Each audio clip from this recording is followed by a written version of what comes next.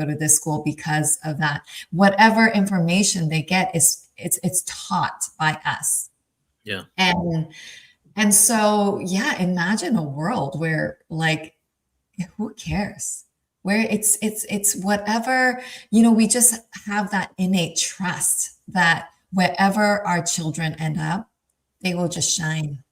And that it is their mission. It is their mission to bridge whatever, the light that they bring.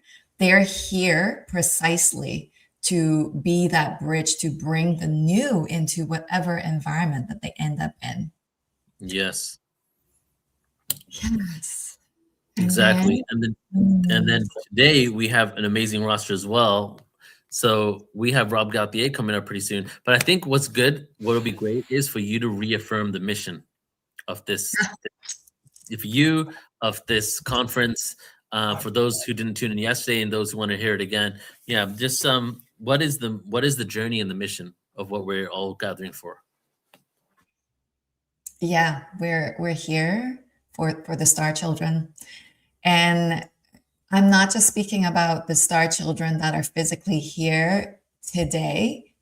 I'm speaking for the Star Children who are about to come in, who are waiting to be incarnated onto this planet, who are waiting for our planetary consciousness to be in a place where they can come in and be supported. And then I'm also speaking for and created this event for all the Star Children across generations. That includes all of us. And that Star Children that is very alive and vibrant inside each and every one of us. All Star Children, our voices are ready to be heard. We're all ready to shine. And the mission around what I do, so I have an organization called New Earth Trust. It was founded a year ago. And we've been creating gatherings for families and children to be a part of this consciousness space. Because I've always found that a lot of consciousness events that I've been to are, the children are not invited, but they should be. They are, they are our future. They carry the frequencies of the new. And this space here is as much for us as it is for them. So we've been creating gatherings. There is a community curated for families and Star Children to share, to speak, especially to find that connection and belonging, and that it's okay to be different. And that's the space where we talk about all the things that we feel like we can't share with others, like on the playground or in the classroom. That is the space where we can share anything, your downloads, children's visions. And if they feel like they're from somewhere else, that is definitely the place they can share that. And then the bigger mission is a new paradigm education system. So as a part of the community, we have been having a lot of discussions around this to co-create this vision and to talk about what is needed to start kind of seeding the first steps of this vision. Now, I know we just talked about, well, it doesn't matter if, my kid goes to public school or whatever. And it's true. And new paradigm education doesn't mean we have to be the ones building all of these new schools. And at the same time, it's time to have these conversations about what that actually means, be it just like an online community, and that's where we start. And, just talking about what new paradigm learning in and of itself may already be the beginning of what new paradigm learning is about. Who says learning has to just deal with children? When adults come together and talk about what new paradigm learning looks like, that in and of itself, we're all learning. We're all learning what it means to be learning in the new paradigm, right? And we're talking about it with our children as well. that's what I see perhaps an aspect of new paradigm learning is about. It's children and adults gathering together and co-creating what this world needs. What about that for new paradigm learning? So there's no set curriculum, if you will, and that's where we're starting. And so that was the last cohort of the community, and I do envision building physical schools if that is where this mission is unfolding. We have another event, a larger gathering in Hawaii next year, July 2027, in Honolulu. And that one is a star family gathering. So, not just a convergence of our cosmic families, but it's meant to be an intergenerational event, meaning you can bring your entire family with you. We're bringing our community elders with us, Indigenous wisdom keepers, and an amazing lineup of speakers soon to be announced. And we're all gathering around what?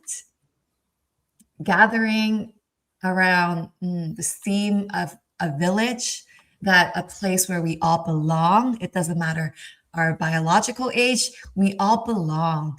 And then other themes that will be surrounding this is, of course, family dynamics, children, future of humanity, rite of passages, future of education. Let's talk about it. Let's live about it.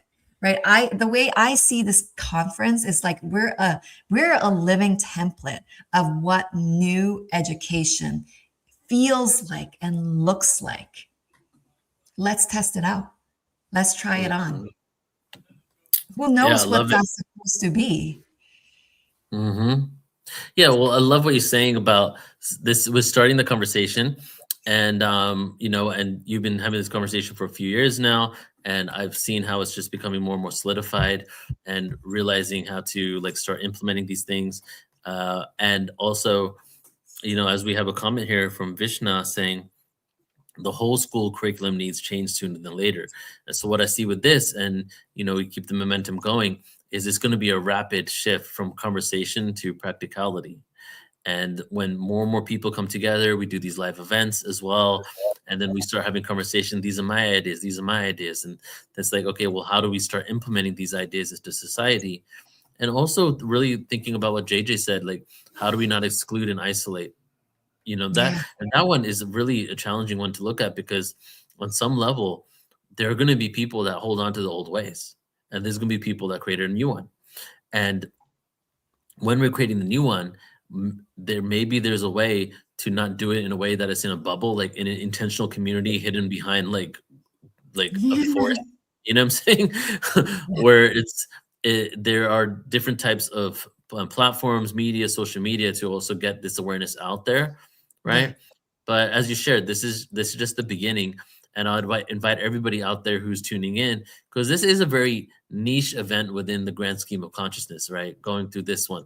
So for you to be tuning into this event, there's something within you that called you to be a part of it. Like whether you're like the star children, obviously we're all star children coming from the stars, or whether it's like even the nitty gritty on our telepathic powers and these new beings that are coming on the earth with these gifts already instigated, ignited within them, or whether you have a child or just care about new education system, all these different avenues. So if you do have anything to share and want to contribute and have some ideas, there's the website right there, trustnewearth.com. Tune into that. And Julie's doing some great things. We're going to be doing this type of event most likely every year online. And then in Hawaii, we're going to get together in person in an amazingly beautiful, energetic, right? And that's a whole new thing too. So it's like milestones and evolutions as we keep moving forward, creating bigger and more powerful gatherings and igniting the community around this mission. Yeah, and I want to bring it back to your original question. Why this event? Mm-hmm. The thing that you mentioned about separating, like we don't want to be separating people. We don't want to be, the crowd that's hiding in the forest, starting something, right? Nor do we want to be dogmatic. Like this is the new way. Everybody follow this, right? It has to come through the children's voices. If we are creating a system where it's benefit, those who are meant to benefit from it, those who are meant to be receiving from it are the children themselves. It has to come through them. And that's why for me, it's so important for children to be able to speak on what they see as the future of education is and what they need from the system. And of course, they, there is a language thing, right? Because they don't necessarily communicate the way we do. And there's a lot of density and different systematic things that we have to navigate here on this planet. And that's where our roles are. We're here to guide them. Yet the initial impulses, the initial ideas, I genuinely believe they have it within their hearts. They come with such wisdom. I really believe that the new system has to come through the children. And this is why I feel like this kind of event is so important.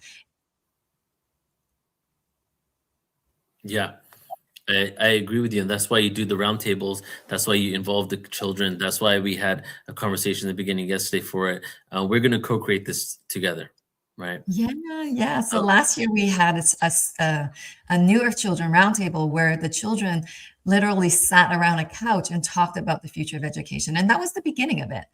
And so I see us continuing on with this. And of course, the next one, we will incorporate more voices of children as well, so that we can hear more about what it is that the new is calling for.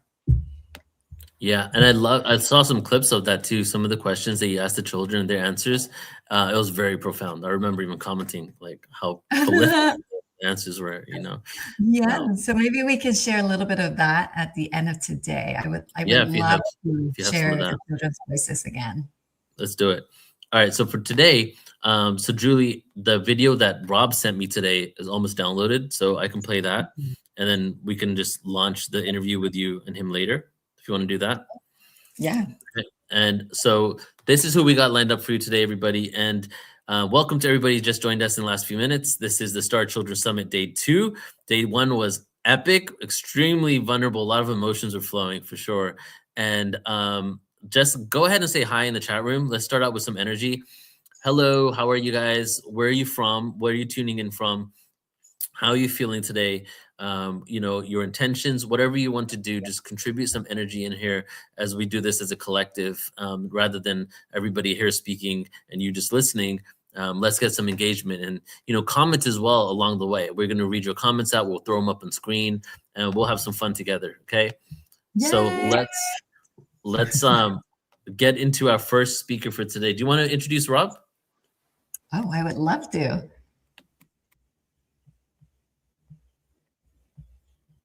And I just like to say aloha, everyone. I am based in West Oahu of Hawaii, and it's such a delight and pleasure to be with you all.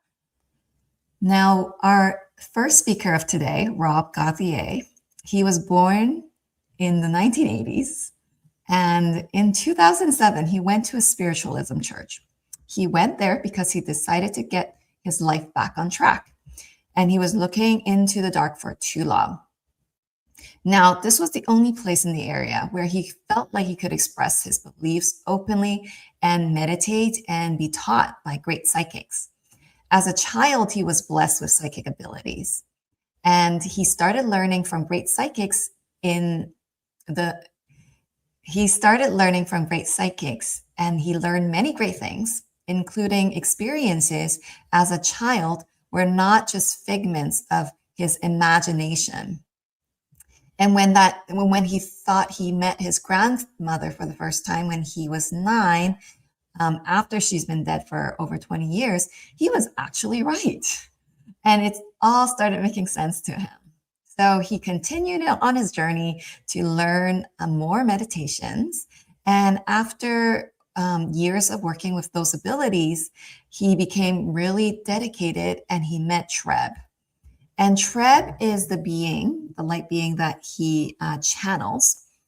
And now I would encourage all of us to dive a little bit more into the beings that he channels and his work through our Portal to Ascension Star Children Summit website bio, because it's really long.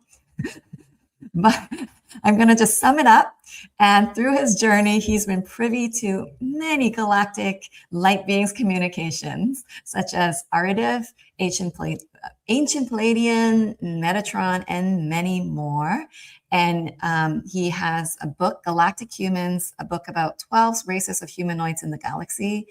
And he is the founder of ET Whisperer. And you can see him. He does this thing every year called a channel panel, and it's great, where he invites all of these really great channelers, everywhere, and creates this amazing event. And so follow him on that. Go to his website, and here we go. This is his interview.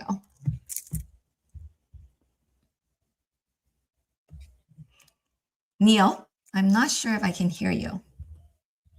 I was saying this is his recording from yesterday that he sent me. So this is just his presentation. Okay.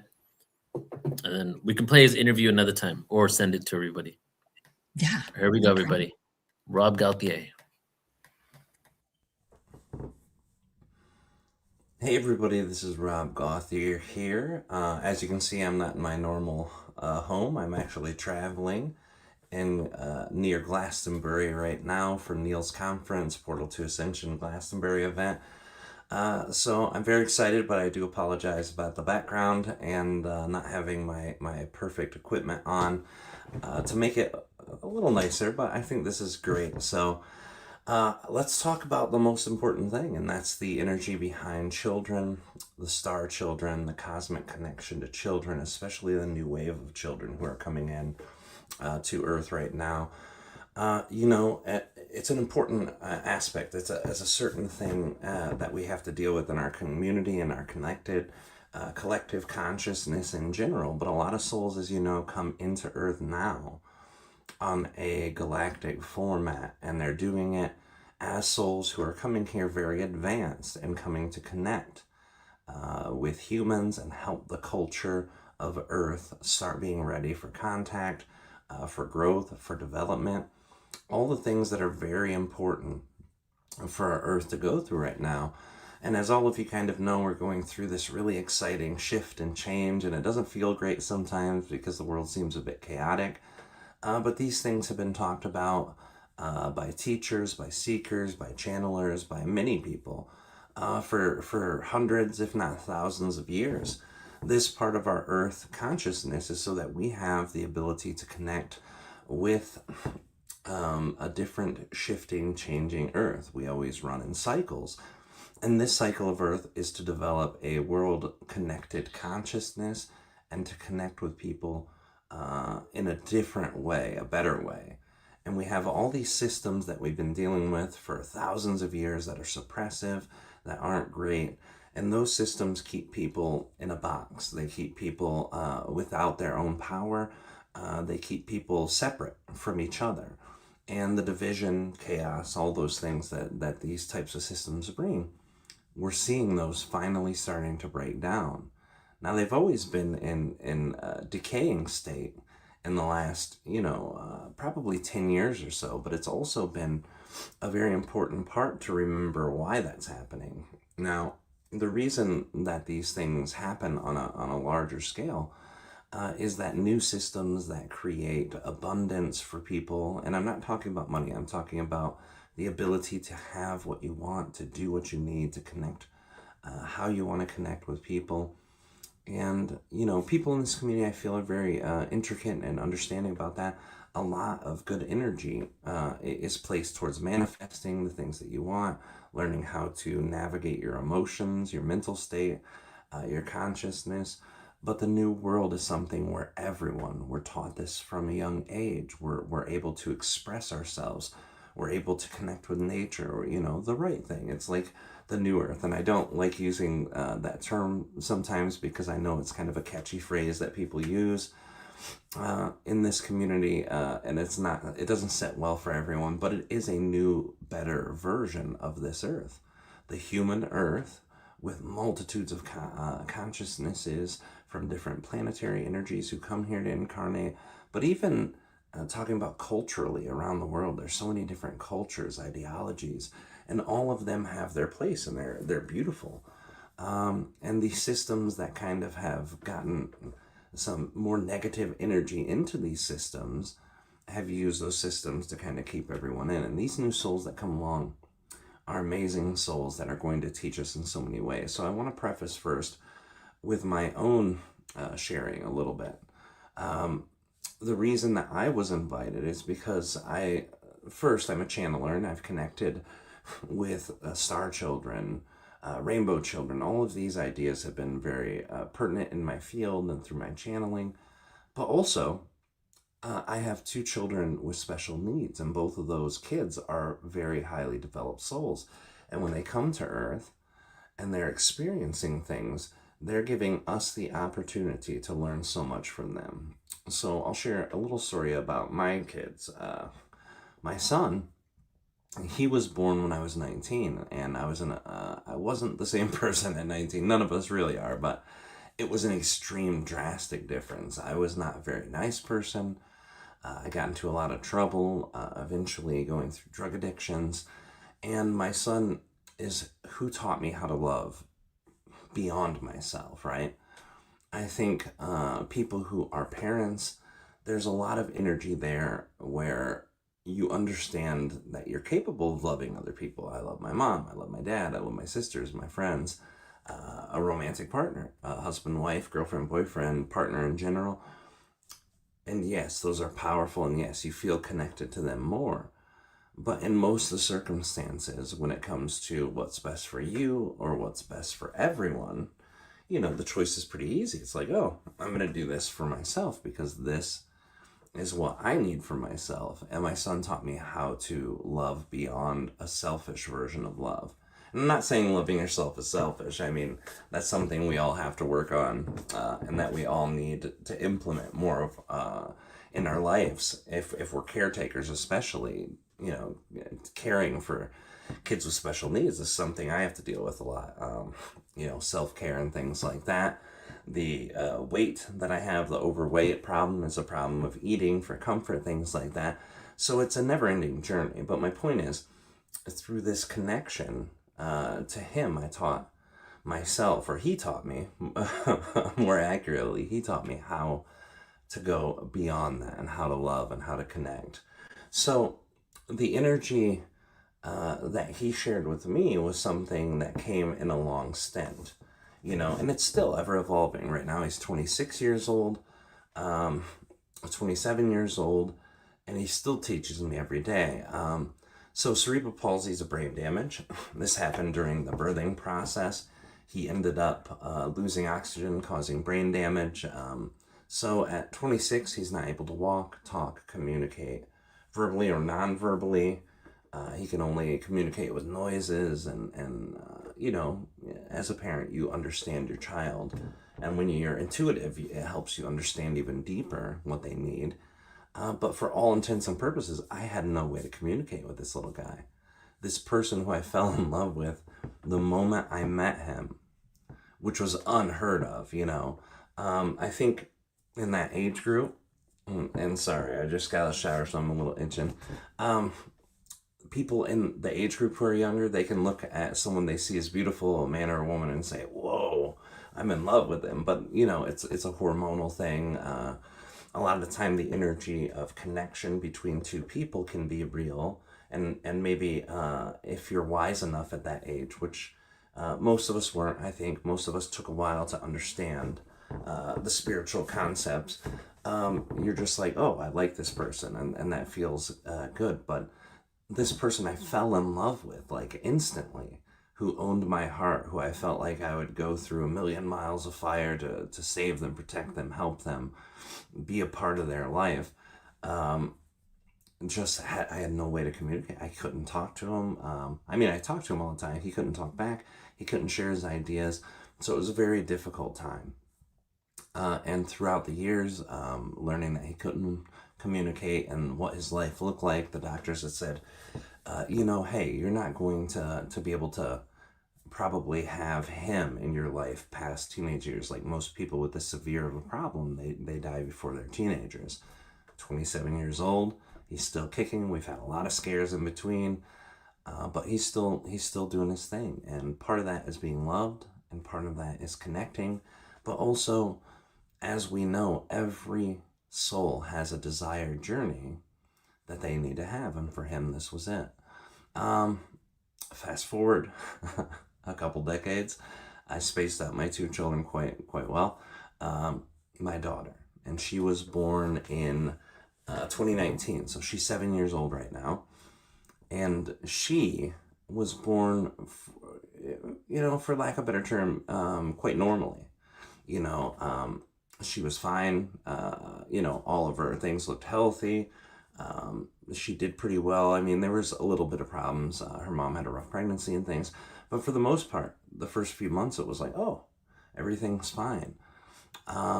And then as she got older, about maybe 6-8 months old, we found out that she was having a problem. And the way that manifested, we took her into the doctor, and they said, oh, she has what they call Vater association. And basically what that is a series of birth defects. It's not one birth defect. It's a possibility of 5 or 6 different birth defects. And out of all of them, she had 3. And they can affect the colon rectum, they can affect the arms and legs, they can affect esophageal trachea area, which is like a hole in the throat area, disconnection from the trachea. It can affect kidneys, and it can affect heart, and it can affect spine. And out of hers, she had 3 of those. And most of the time, if you have 2 or more, your chance of having a heart issue is very high. Like very high. Like I think it's 60-70% or higher. Thankfully, she did not have that. She only had 3 others. So before she was 4 years old, she had to get 4 surgeries. And those 4 surgeries before 4 years old also are pretty devastating to the little kid's body. But as she started getting older, about a year and a half, she was walking a little late, crawling a little late. She didn't crawl really a lot. She kind of went from a little crawling or crawling, kind of awkwardly moving around to getting up and walking. She kind of just skipped that whole thing. Not skipped it, but it wasn't the same process as all the other kids I've seen grow up with my nieces and nephews.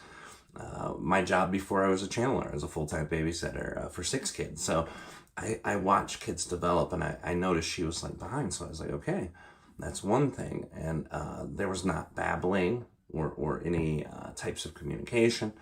And after I knew she had Vater association, I was like, oh, these surgeries could be stunting some of these growths. So I just hung in and waited. And when she was about 2, I realized that she was autistic. The way she interacted with the world, I had known, not personally known, but I had perceived and monitored and watched many autistic children who were in the same special school that my son was in for his issues. So, between her mom and myself, we're like, oh, she's autistic. And I didn't really know all of what it meant. Like I knew through observation, I knew it was a spectrum. From kids who were just a little quirky, maybe a little, they say some funny stuff or they communicate in kind of a funny little way, all the way to, things like with my son, like nonverbal, and even worse into that, like, not mobile, aggressive. There's a whole spectrum there. And, it's like, this is what we do. I've already had a son with all these problems. So by standards, she was walking, she was communicating, not verbally, but she'll grab your hand or point to something if she wants it. She was able to do some communication. So it was much easier for me. For her mom, it took some time to get used to. And her mom's a great mother too, and very supportive, and an amazing mom. And she's also not neurotypical. Her mom isn't.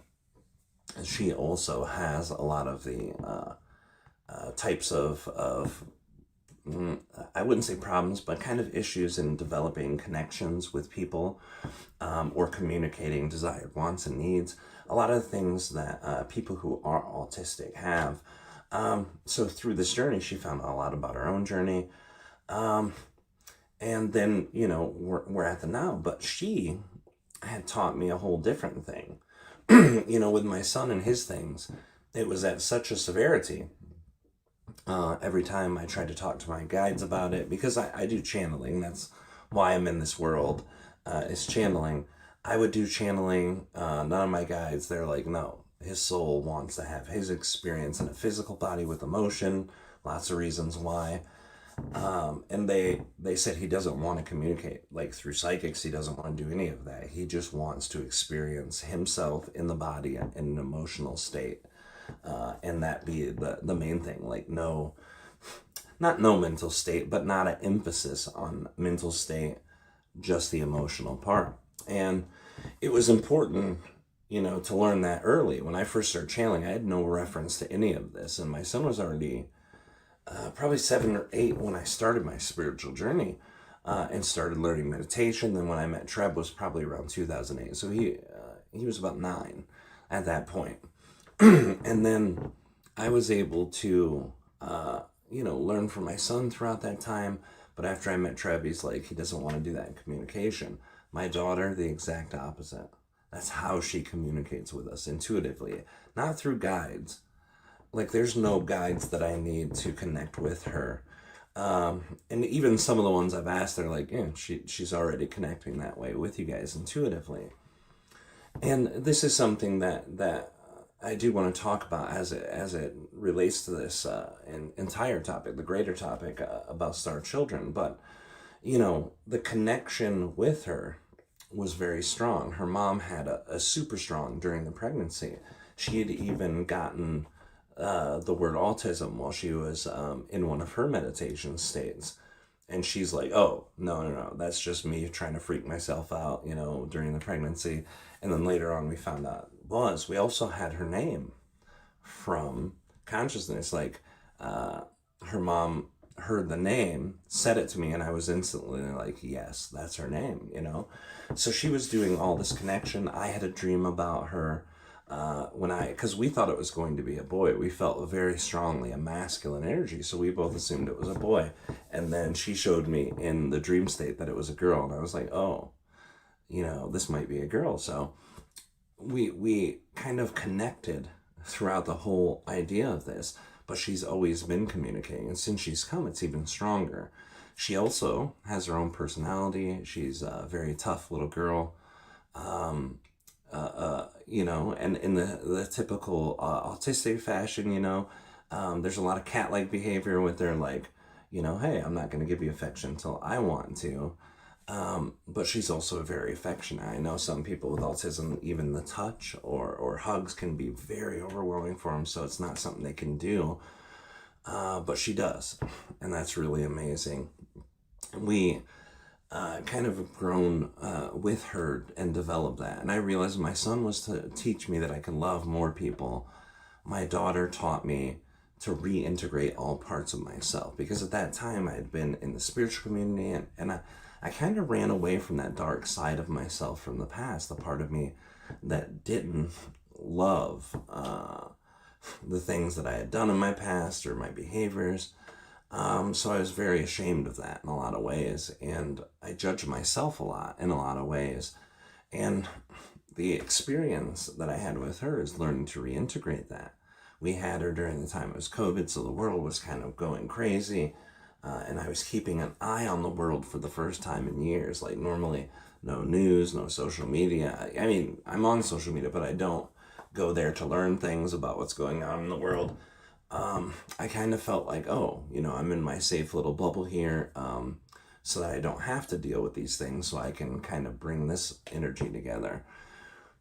And then COVID happened, so I had to interact with the world in a different way, and I had to kind of keep an eye on how things were going and how people were reacting and how people were upset and mad at each other or hating each other and things like that.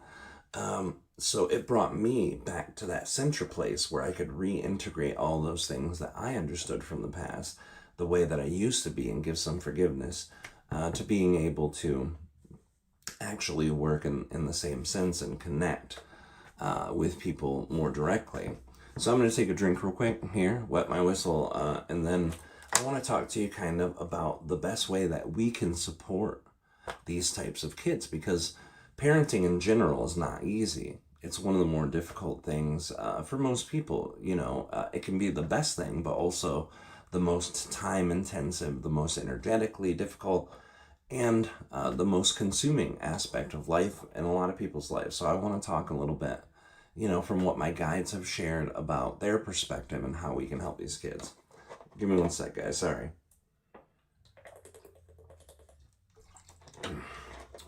So, relationships in general, for me and my understanding and the way that my guides have kind of always taught me, there are multiple versions of people in a relationship. You have a person, you have who they're in a relationship with, and all relationships, friendships, work relationships, lovers, children, parents, siblings, all of them. There is the person that is the person, and the other person, right? Those are two people. And then there is the version of this person that this person perceives or projects, and the same goes with that. So they're looking at each other in a different perspective than how they actually are. And then the fifth version or person in that relationship is they're connected to collective self. So there's like a co-created collective energy there, the amalgamation of both of those people. And what's important about that is that when we're dealing with our children specifically, we have to recognize that the way that we see them is not going to be who they are, especially as kids start developing.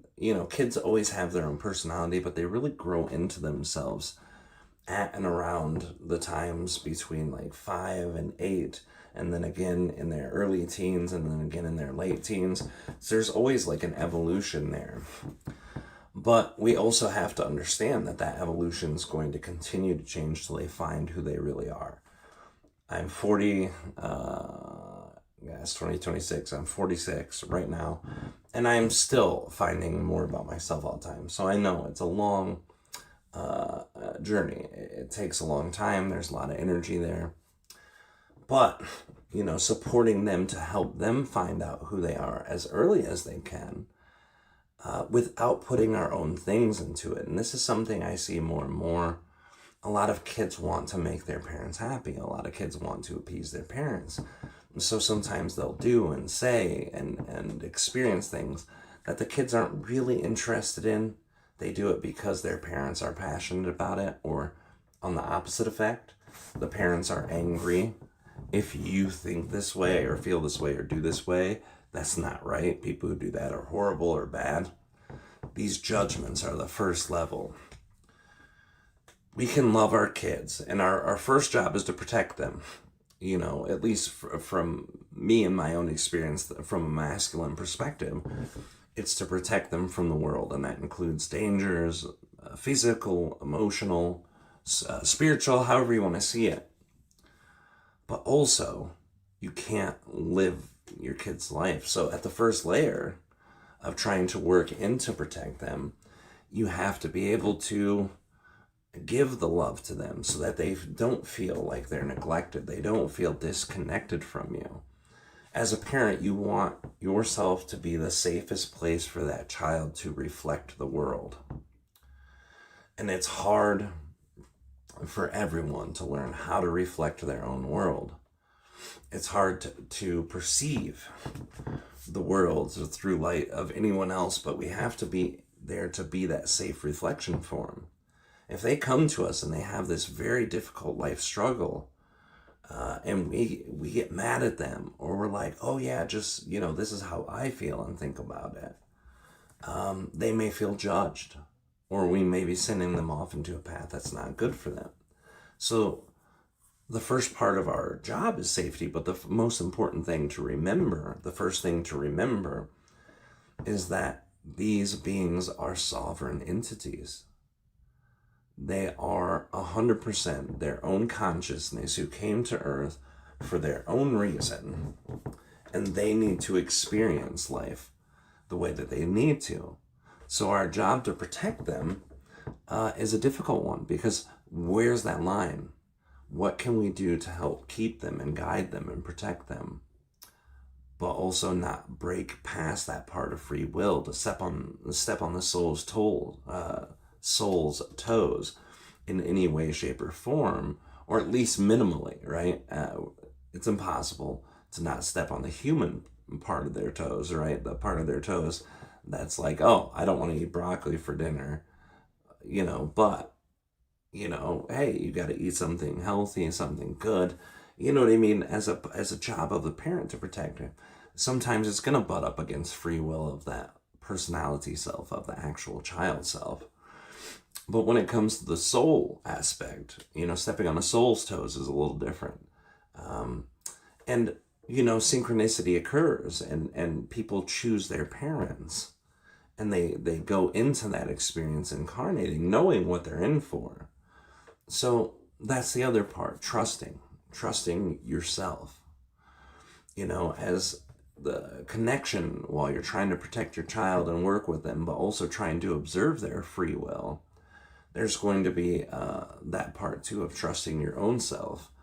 Intuitively, I know that, like, all these decisions that I've had to make, because my children can't communicate them for themselves, they chose me as their parent. They chose their mothers for a reason. They chose the experience that they needed by choosing the parents they needed. So they knew, when I have this medical thing that I'm going to be born with, I want my parents who will choose this, who their own personality will more than likely do this and that.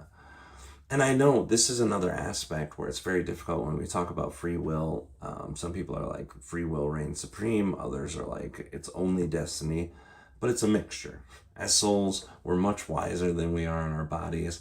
We have a much higher vantage point. We have that 2-mile high bird's eye view of life and souls and all of those things. So as a soul, when we come in, we know what we're doing. We know what's going to happen for the most part. But also, the part of us who is in the body, we're at the driver's seat, right? We could just say, hey, today I'm going to change everything, and could do that. And, most of us won't, right? Most of us go in that life and kind of live. But we can, which is also a powerful tool too, if it's for something good and positive. But for the most part, they know that we're going to kind of follow that lineage. So the children choose the souls they know are going to do the right things for them, not just medically, but emotionally, mentally, so that they can get their spiritual journey the way that they want it. And this is a hard part to say, because I know a lot of people have had abusive parents, a lot of horrible things that can happen in abusive parenting. I have family members who had severe abuse that wrecked the whole family's life. It was really bad. So I understand that people who've had that type of life don't necessarily love hearing this. But my son chose, a mom and dad who had their own problems. I went through a big part of my drug addiction through his childhood. Because the pain, the emotional, mental pain I was going through, not knowing how to deal with all of these things, kind of broke me. And he knew that, but he also knew I would love him, and that would be the only connection that I had left with people and Earth in general. I lived and continue to live because I knew no one else would take care of him for me. I knew that no one could take care of him the way that I did. Even though I sucked at everything else in life, I kept doing that.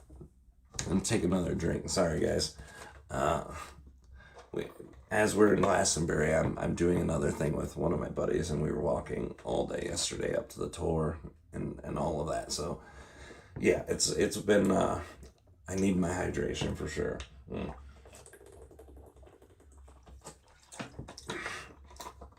So, as we're going through these types of things, we have to remember that communication is important, right?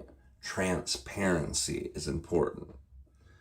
It's easy to say, hey, if you go into that river at night, like the Japanese custom, they have the river spirit, the turtle with a pond on its head, it will drag you down and drown you if you're going out there alone at night. And that was to protect the kids. But in all reality, those types of little white lies that are used don't benefit the children. Children mentally have a lot to develop, but as a soul, they're already highly developed. If we can communicate with them honestly, but in the way that we know they can receive it, I think that's the most important. I was talking about the 5-person dynamic. Most people in relationships that are having problems, that's the biggest problem. The 5-person dynamic, the version of their partner that they're seeing is a version from the past. It doesn't exist anymore. All the bad things they had gone through, all the good things that used to happen that don't happen anymore, they're projecting a version of that person. So when they're communicating clearly and talking, they have the opportunity to bring the version of the projection back to the version of the person. And that's a very important thing, because without that balance, we can't have good relationships. And that's where we work with our children from. Pure communication. Let them tell you who they are. And I know kids, they go 100 miles an hour. Hey, I'm an astronaut. Hey, that's not what I'm talking about. Let them tell you how they see the world. And with your clear, transparent communication, as it's your job as a parent to help guide them through the world, you can always add to that perspective. Oh, that's very interesting. I'm going to share to you what I think about this, how I see the world. And you share with them that idea. You don't say, no, you're wrong, that's dumb, this is the way it is. You offer that thread of connection and communication so that they have an opportunity to learn something new. We all are our parents, just a little bit. I mean, as bad as that sounds. Or anyone who raised us, grandparents, uncles, aunts, foster parents, whatever. The people who spent our entire life from our childhood, the moment we're born, all the way through to young adulthood, we take on that personality and characteristics. So no matter what, and we fought that, right? As a teenager in the 90s, I fought that. I was like, I will never be like my parents, and my parents were great, right? But that mindset, right? But I'm both an amalgamation of my mom and dad. So they're going to learn what they need, no matter how resistant they are. And the best way for us to work through that with them is to share with them what you think, what you feel, why you see the world the way you do.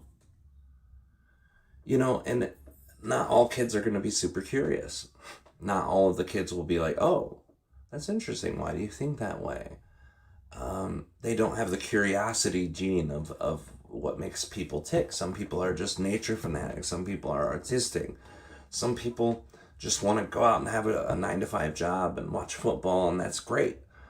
So no matter where it is, you still can offer them insight, because the one word conveying what it is that you're doing that you can give to another person can actually build and make that experience for that child to have a whole development and growth, to say, oh, this is what my parents think, this is how they see it, let me think about that. And even if it takes 10, 15 years, it's important. And remember too, as we're raising kids and we're giving them the honesty, 100% truth, no matter how crazy that looks, and obviously a way to tell them that's age appropriate, things like that. And when we're sharing with them our perspective and our love and our guidance, the energy that they'll receive is beautiful. And sorry, I lost my train of thought here just a little bit. I heard some of the other people going in and out right next to me, and I was worried that they would come knocking or something. But so the energy with sharing with the children and connecting and guiding them, that's going to be their thing. And as much as we don't want to be our parents, we always turn into them. So that guidance is going to be great. And something that we don't think about, right? Hey, 1 + 1 is 2, 2 + 2 is 4. We teach our kids that way, but we also teach them the other way. The whole world teaches each other. When you're in a place or an area, and I'm not talking about a city, I'm talking about a job or a group of people, you take on learning from all of them, even when no words are spoken. The vibration that we have teaches everyone around us. Think how kids learn, right? It's not just about perspective and perception. They say that a newborn child has horrible vision, like barely, it's like severely blurred imaging as their eyes learn to develop. So they're still learning, not just sound, sight, touch. There's so many different vibrations that people have. And as spiritual beings in a physical body, we have an electromagnetic field that receives that. So we're able to feel the energy of the people around us. We're able to feel the connection to people around us. And it's something that my guide Treb said early on in the channeling that always amazed me. You know, why are people like naturally resistant? Why do we come into the system that's limited and that has heavy limitations? And how do we learn to circumnavigate that? How do we learn to deal with that? You know, how do we teach people? How do we teach ourselves? And he's like, the vibrational learning is why. Like the child is born, the doctor doesn't want to be there. This is his 10th baby today. He's worked 12 hours, 10 days every 2 weeks, and he's putting in 12 to 15 hour days. He doesn't want to be there. This is just like, God, I'm giving birth to this person, so here we go. The nurses, same thing. Parents are freaked out because, in Western society, everything's going to go wrong. You know what I mean? So parents might be freaking out. Visitors might be freaking out. You might have someone mentally ill in the next place that's screaming and yelling, and then people are freaking out about that. There's so many vibrations. And this soul who's exiting the mother's body into our world, that's how they're met. It's like apathy, fear, chaos. That's how we're met when we enter this world. And we wonder why it's a little crazy. But the thing that's important about anything is to teach them vibrationally. Be the person that you want to teach them they can be, or to offer to them the opportunity to be. Be loving, be transparent, be supportive. Oh, you don't want to go to college and get a degree to be a doctor? That's what our family does. We're all doctors, right? Okay, why? Talk to me. Why? This is why I thought it was good for you to be a doctor. Clear, transparent communication. You tell them what you're thinking. You tell them your feelings, but also tell them the reasoning behind those feelings and thoughts. Let them understand the full picture, not just I'm dad, I'm mom, I'm your parent, I said so, that's the best way to do it. We all know that's not always the best way to do parenting. I guarantee most of us, our parents or people who raised us also did that. But we have to be able to let go of that energy and be able to communicate. And I'm talking about 5-year-olds all the way to 19, 18, 20. Even when kids are 40, they're still your kids. You're always going to be there for them. And I know once an adult becomes an adult, a child becomes an adult, and then there are 2 adults talking, it's a much different dynamic. But as they're there in that young, formable space where they're actually figuring out who they are, it's so important to work with transparency, with love, with vibration of your heart, with honesty, with example. And I don't want to take away from anyone's experience. I know raising kids is not easy. Sometimes I have to, when the kids are sleeping, I have to go watch a movie, play a video game, do something. It's like, oh my God, that day was crazy. Yelling, screaming, fighting, all the things that I don't love. but we still do it. And with that experience and giving them the love that they need and the support and being that example, it's a beautiful thing. I want to thank you guys for listening to me. I hope what I said helped. I know the next generation of these kids are going into the world as very special souls. So what I wanted to share is my own perspective on how nurturing them would be the best.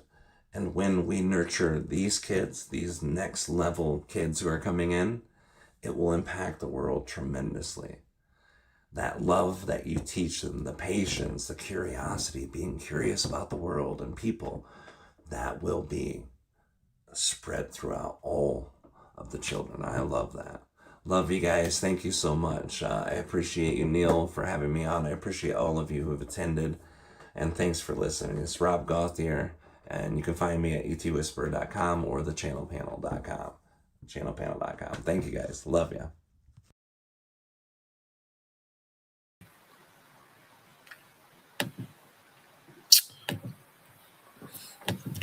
Awesome. Thank you to Rob, everybody. Wow. Yeah. I'm just going to invite everybody to take a deep breath into their heart space, because that was a lot.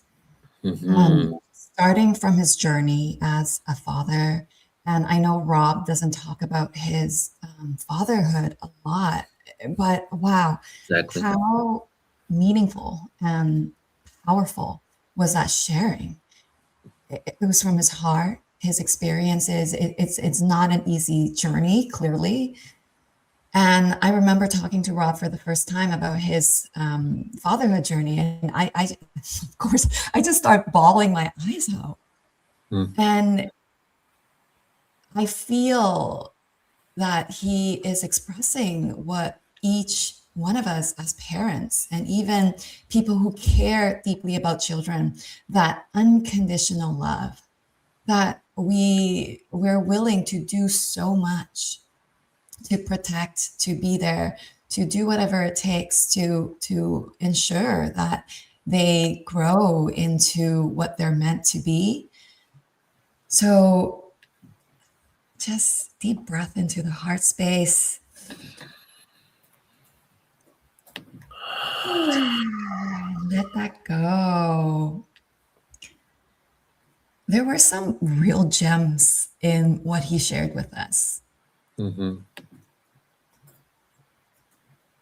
I love how he said that every child's soul chose you as a parent for a purpose. And that's really what is underlying this trust, that as parents, how we can embody that trust more and more is to keep that in our heart. There is infinite amount of information, endless parenting advice out there if you do go and try and look for it. And of course, I mean, we get that question too, right? Like, well, what can I do to prepare my child? Like, what if my kid is doing this and how do I deal with that? And it's like, at the end of the day, they chose you. They know that you were precisely the parents that were here to show them exactly what they were meant to learn, to evolve into the beings that they're meant to be.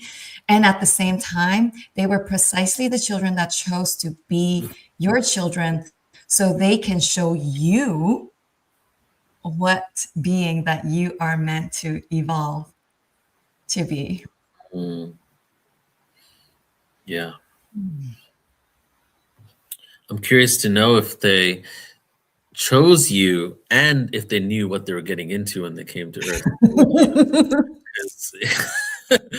Because like it's like that whole thing, like I'm not going to get into my childhood traumas, but it was very traumatic, nonstop stuff happening from like 3 to like 11.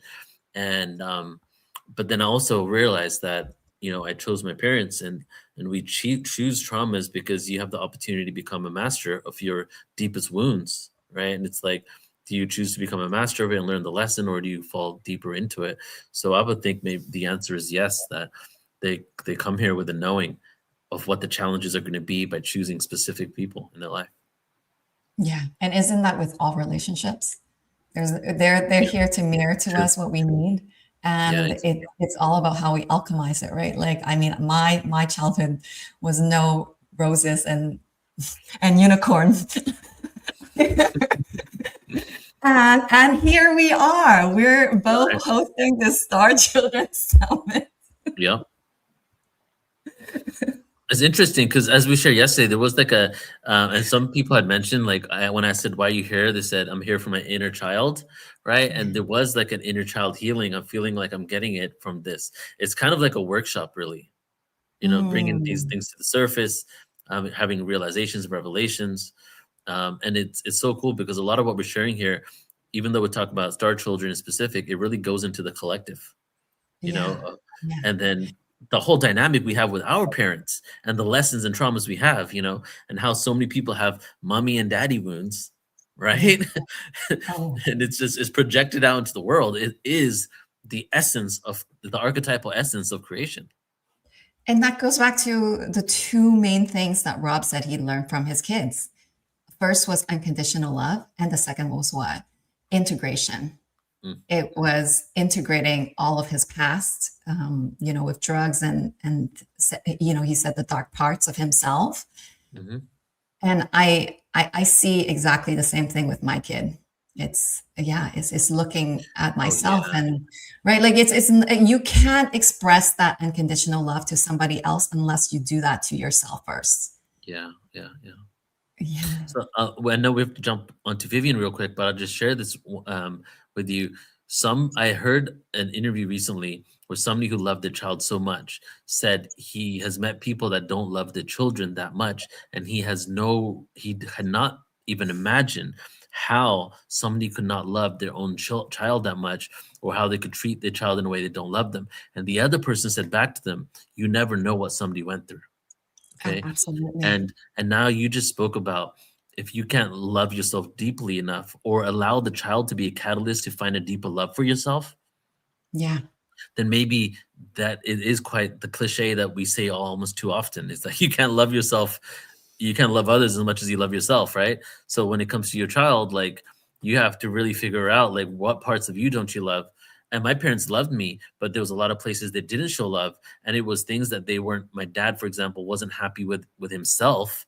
And since I was reflecting those things that he wishes he could have done or didn't want to do, or was angry that he did in his life, he took it out as the opposite of love on me. Even though by default he loves me, but he's willing to disown me because I did those things. What a contradicting energy that is. Oh my gosh. Right? I feel like we can have another conversation around this. I know, experienced right? a very deep. similar thing. And it might have to do with something, growing up in Asian families. This is not a Star Children Summit. This is just therapy for me, okay? That's why we're here today. Therapy for us all. Right, for us together. All right, integration for us all. And this is why I have so much love and respect for our next speaker, Vivian Chaubet. She's been speaking about Star Children of all intergenerations for a long time.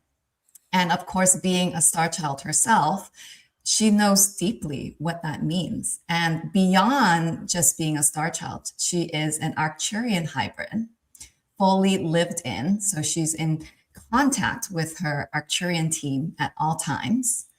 And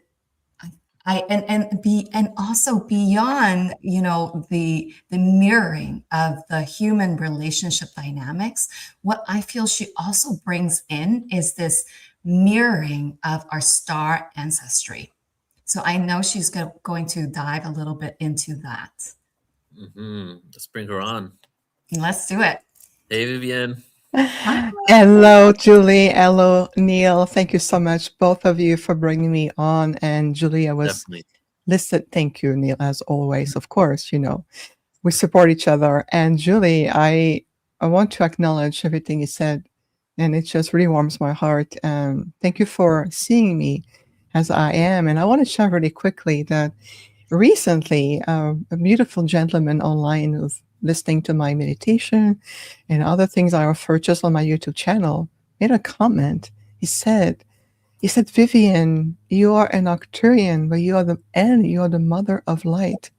And that really struck a big, really something deep in my heart. I can feel like I call that offering me a dozen of roses in the etheric realm. It's that energy of Arcturian mother of light is really how I've been feeling. I feel like I am like a grand universal mother. I can feel that I can relate someone, a star child who is 88 years old from the human journey to a 4-year-old to a 20-year-old or a 60-year-old. I can feel or relate to all the star children on the planet, regardless of how old your physical form says you are.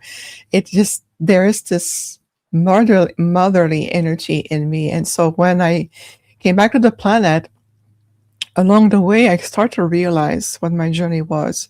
And I asked my counsel, I said, I'm not here to physically bring children.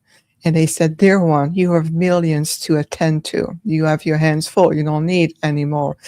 And I know what they meant by that. So I represent that other aspect where through life, and with my husband, Peter, yes, I am a stepmom. And it's a very, how could I say, a very beautiful human experience I'm having through them. And believe me, they're like as my own. At the same time, I can feel from an Arcturian, very, very ancient being, mother of light, as I was been called. I bring this natural nourishment and nourishing energy. This is why for me, everything is so to heart. You know, your words, your energy, your evolution, your growth, your sadness, your challenge. It's very impact my heart very much so. So I just want to bring that energy to establish especially with the Star Children Summit and talking about generational. It's something we want to bring more today. We, as you know, that I represent a very large, very enlightened, very ancient intergalactic beings, sentient intelligence. And as this mother of light of Arcturus, so to speak, coming back to you in this humanized hybrid form, I am embodying that universal mother energy. And so I can relate to yourself as a parent or a step-parent, a caretaker, a grandmother, a grandfather, an uncle and aunt who may have raised children or be around, or even for those of us who never had biological children, we still feel collectively and globally connected to each other through that conscious sentient field that we share with our grandmother, the mother of all, Mother Gaia herself.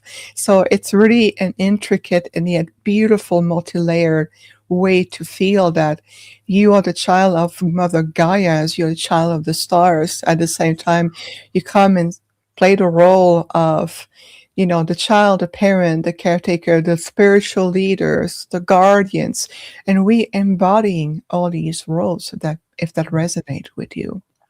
Whoa. Yes. Yeah. I love especially Mother Gaia and the stars at the same time.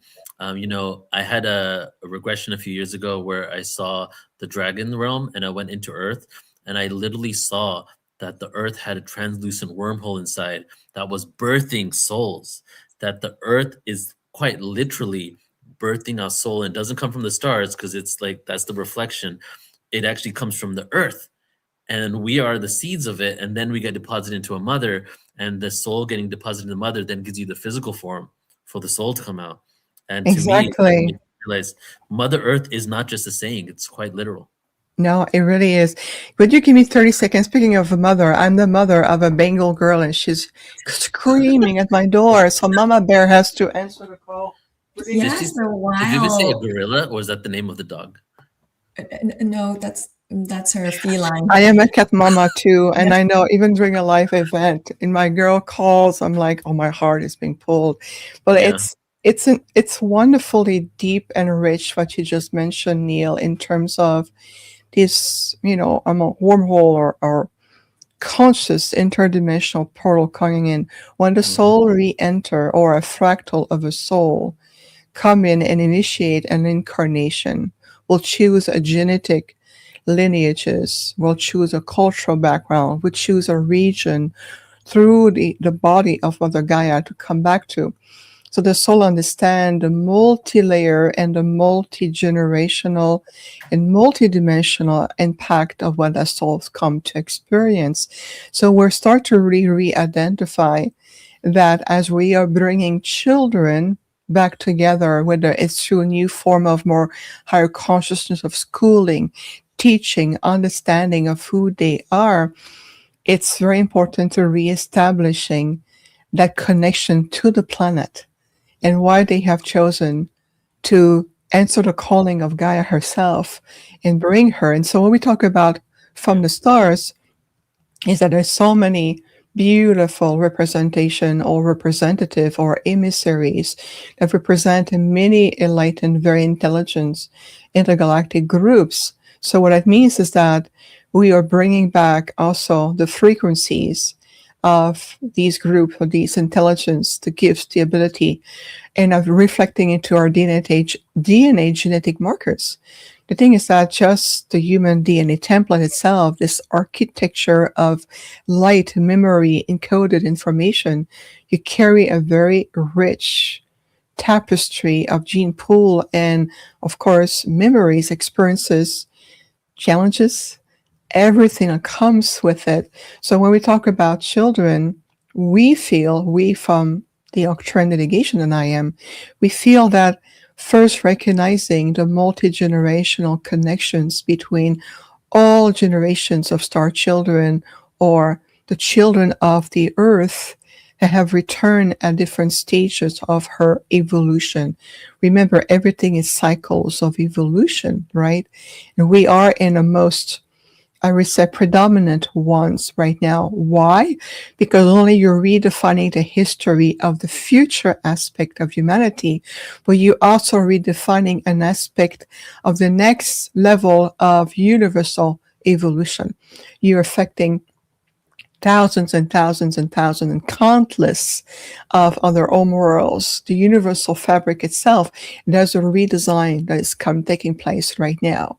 And this is why we seem sometimes so much opposition or reconciliation and so much coming back to the surface. So if we look at the younger generations of star children or ancient souls that return as children of the earth, and how, you're a caretaker, your mom, your dad, or you're a facilitator, or you're a spiritual teacher, whatever role you play, it's understanding that we feel it's a time to reunify. It's a calling. We're calling all the children in all corner of the planet to return together. And yes, there will be a need for new structures. Let's teach them levels of consciousness. Let's teach them how to recognize how the body template is designed. You ask what your chakra system do. For example, your ability to mentally realign your nervous system or overload your adrenals, your ability to communicate with the consciousness of many other sentient life form, whether it's yourself, your higher self, understanding the dynamic of your family, your interactions with children in school, teachers, parents, different generations of starseeds, as well as the communication with Mother Gaia herself, and understanding that they are part of a very vibrant, conscious ecosystem.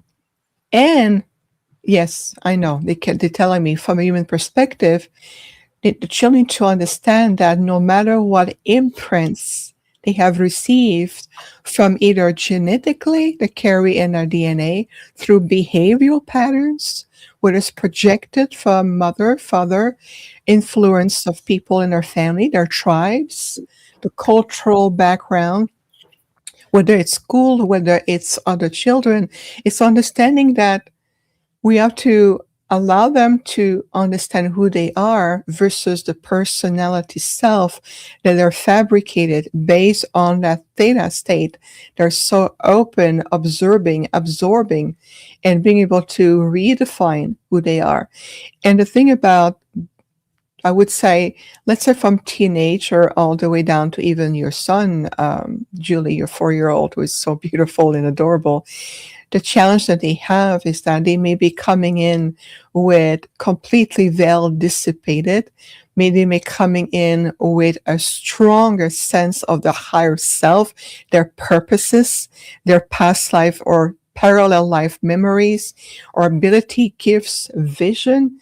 At the same time, the challenges they have is that there's no cohesiveness in the field to coach them properly to understand how to navigate the human global consciousness, meaning how does it feel like to be in this physical form, the motricity of it. How do you operate the body? How do you operate the language and the linguistic field?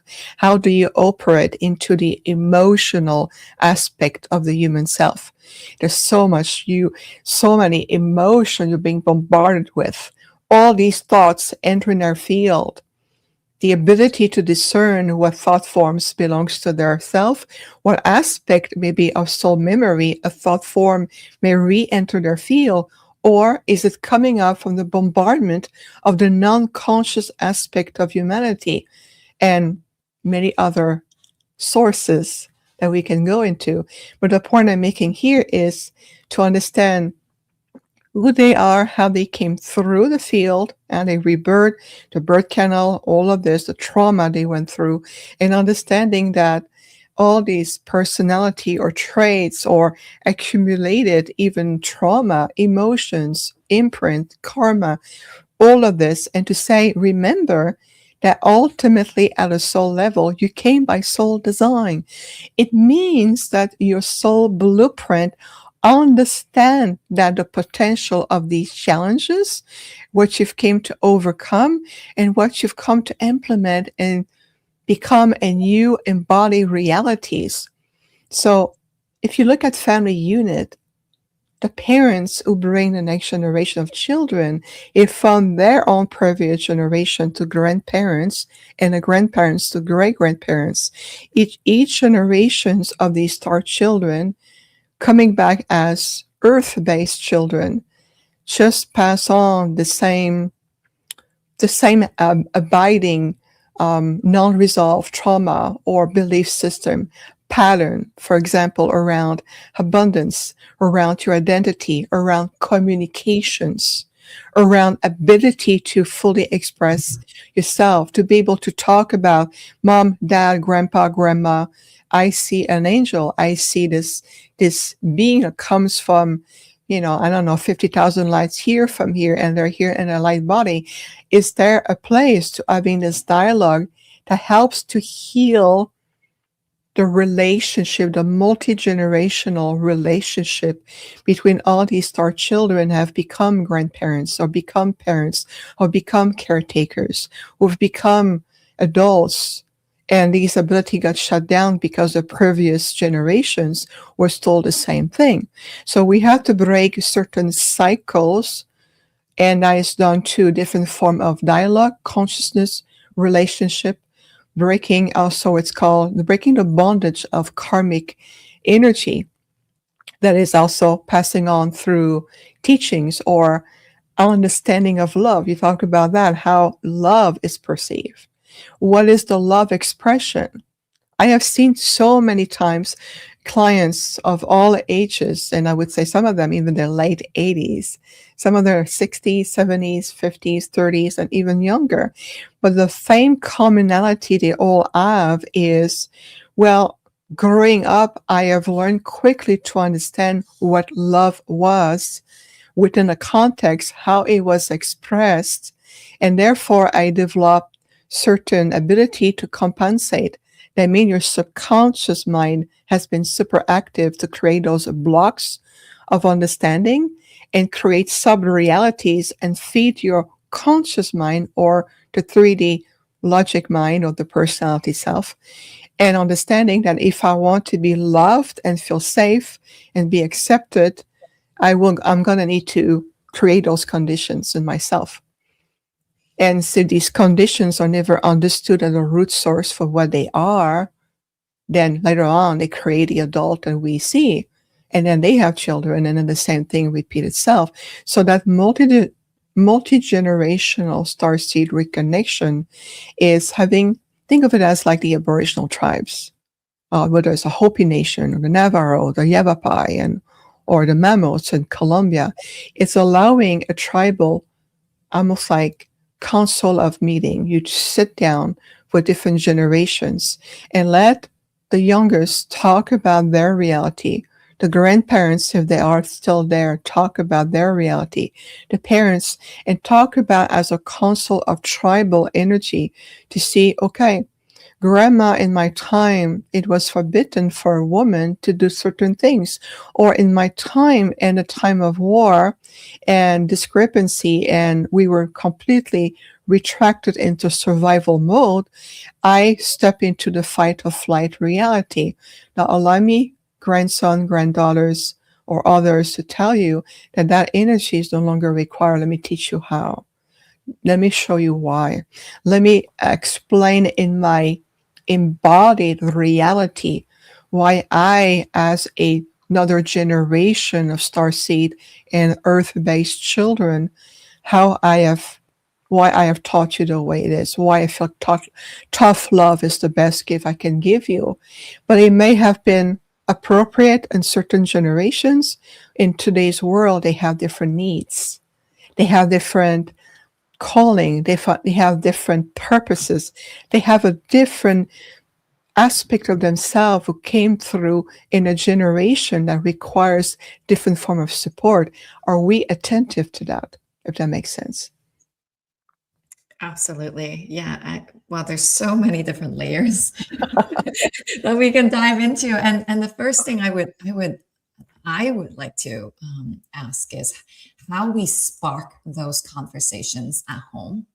But before we get into that, and I know I can ask you anything and you would have like this most like expansive answer. But before we dive into that, and I know Vivienne Chauvet is pretty well known on this platform, and I know her very well and love her deeply. Just a quick introduction into this beautiful star child, Vivienne Chauvet, who is also an Arcturian ambassador, galactic healer, cosmic teacher, architect of light mastery.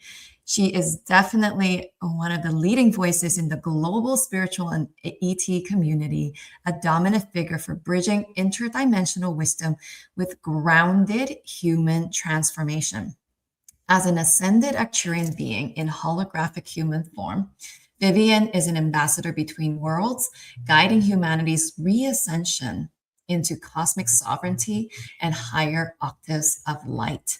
She is a respected teacher, healer, international speaker, visionary creator of Arcturian energy matrix healing, Arcturian healing arts program, but also the founder of Arcturian University, which is an amazing community.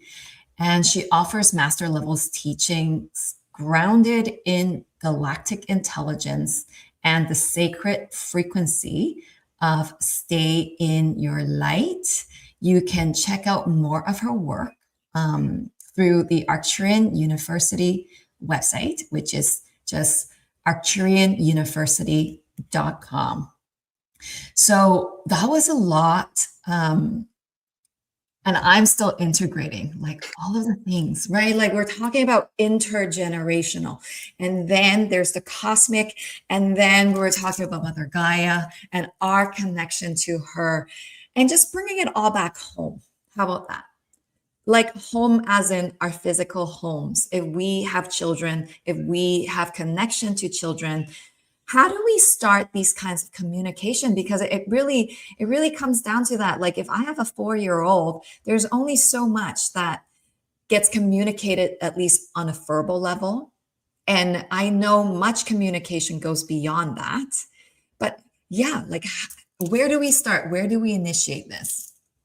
Yeah, it's a great question. And whether you are a 4-year-old, whether you have, let's say, a child with special needs, who is a very ancient soul, at the same time, that child that child with special needs, as they evolve and become teenager, they will face the same challenges that any child growing up faces in terms of the body alchemy shifting, hormonal changes, personality coming out through the experiences of some other desires or needs will come to arise. So how do we, being able to bridge that? It's part of the challenges that more conscious parents also have. It really goes back into the foundation of yourself. If you look at, let's say, different generations, great-grandparents, grandparents, parents, children, and even their children, if you have, or the children of others, or the children of the planet. Regardless, if you look at just 4 or even 5 generations, each generations or each person evolving in that generation has had their own challenges. Have you been able, within your own self first, to be able to heal the lack, the trauma, the discrepancy, the feeling of what you were brought into, what environment did your soul return to, the impact it has had on you? Are you mentally, emotionally, physically in alignment? Are you allowing yourself to be fully present? Do you feel that you are grounded in your complete self-love, self-acceptance, self-worthiness, and understanding that the previous generation, let's say your parents or your grandparents or even a teacher who has an influence on you, are you allowing yourself, how could I say that?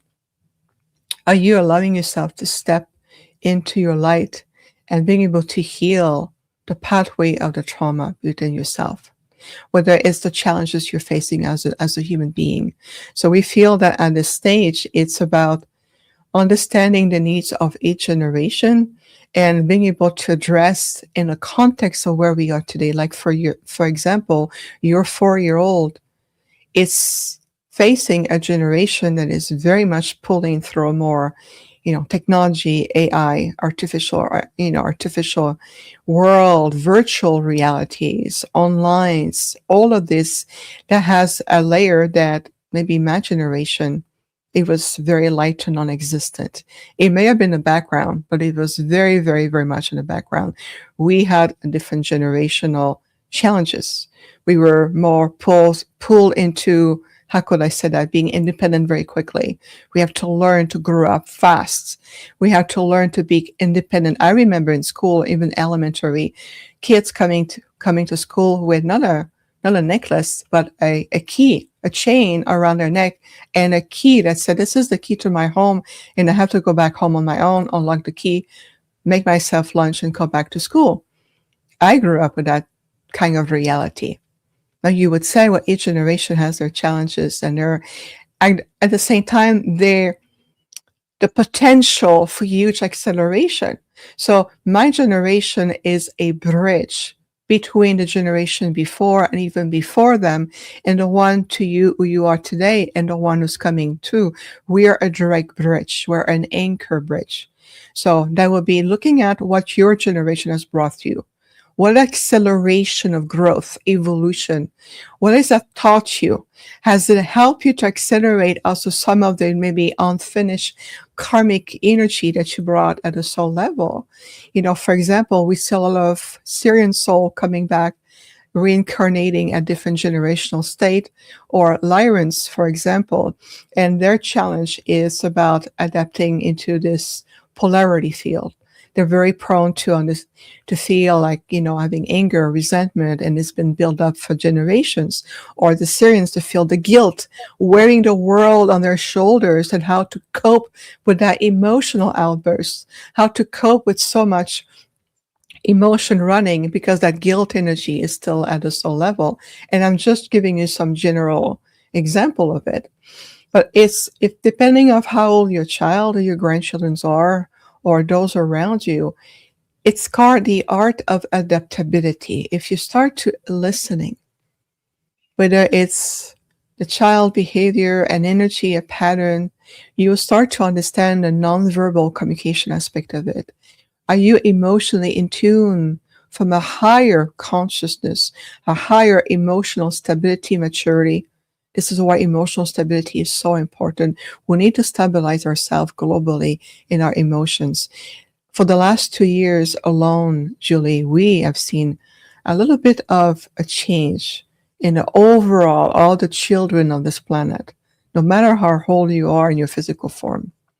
We have seen people being more, sensitive, prone to outbursts of anger, dissatisfactions, being overwhelmed, impatience, retracting in their world, disconnecting or cognitive dissonance, emotional overflow.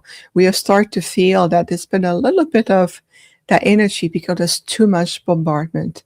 You no longer understand where you begin and when somebody else start in your field, what to understand, what extracting that is resonate into a higher truth that will ground you in your sovereignty and be able to nurture you, a higher truth that will guide you to express the higher potential of who you are, expressing your needs through the intelligence of your heart center, opening your throat chakra in complete balance with your solar plexus. And why? Because your solar plexus is your core of sovereignty, self-worth, and universal connection. If there's a disconnect just in that powerful trio of energetic connections and quantum interactions, well, you are projecting that in your field. We see that a lot.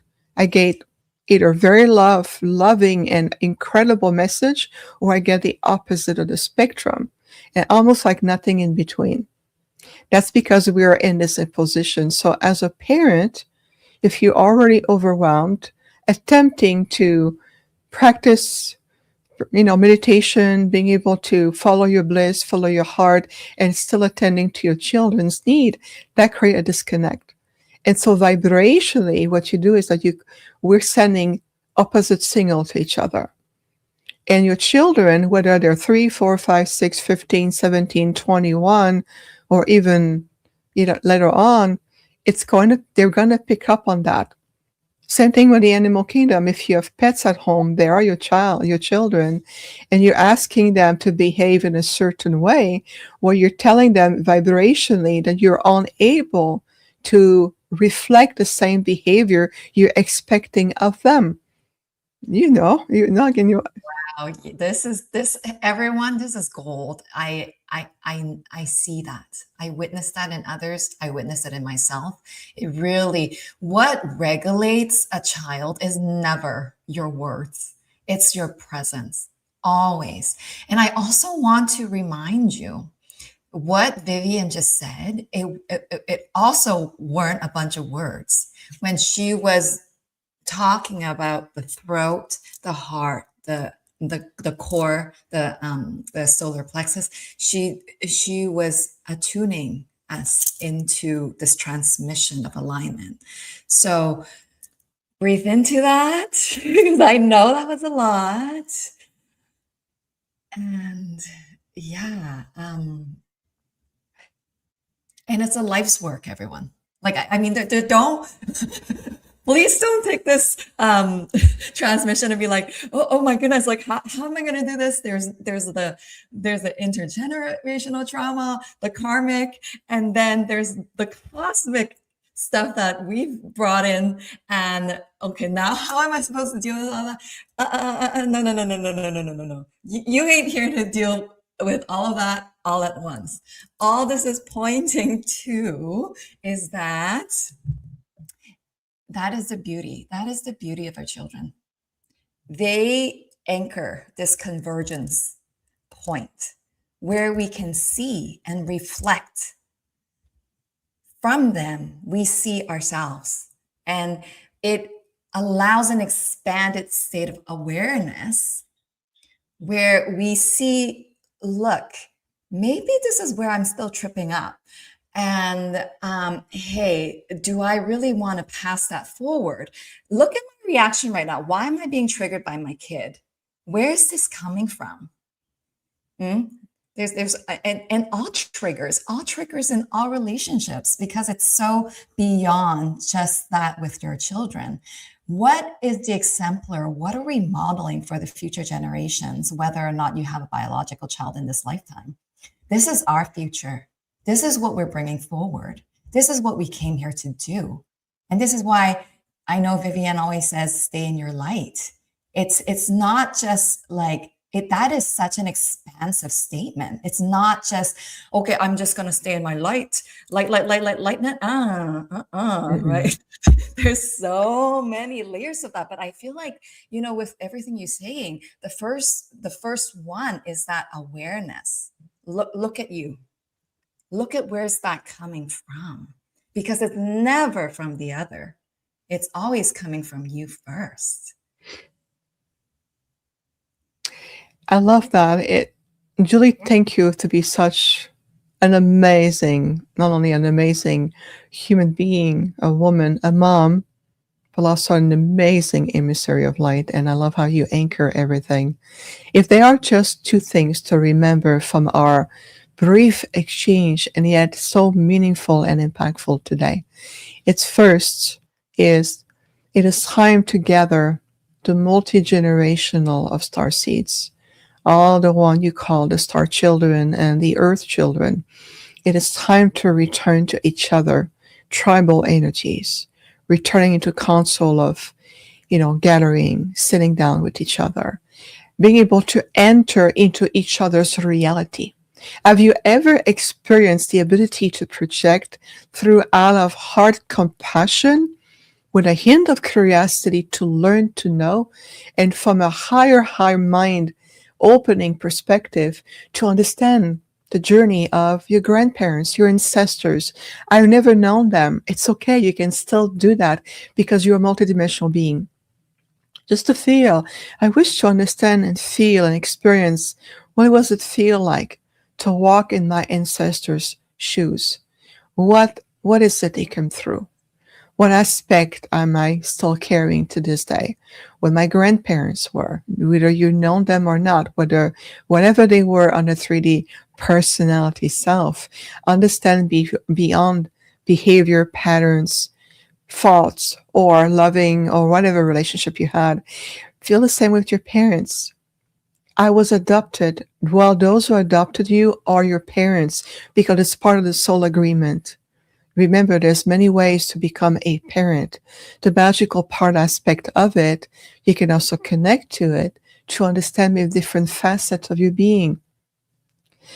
What about your children, your grandchildren? I have none. Well, the children of the world, the children you've ever encountered, the inner child within you that is still the bridge between this earth reality, this Mother Gaia conscious energy, and the energy of the universal presence in you. So let's regather, let's bridge again the multi-generational star seed of the star children.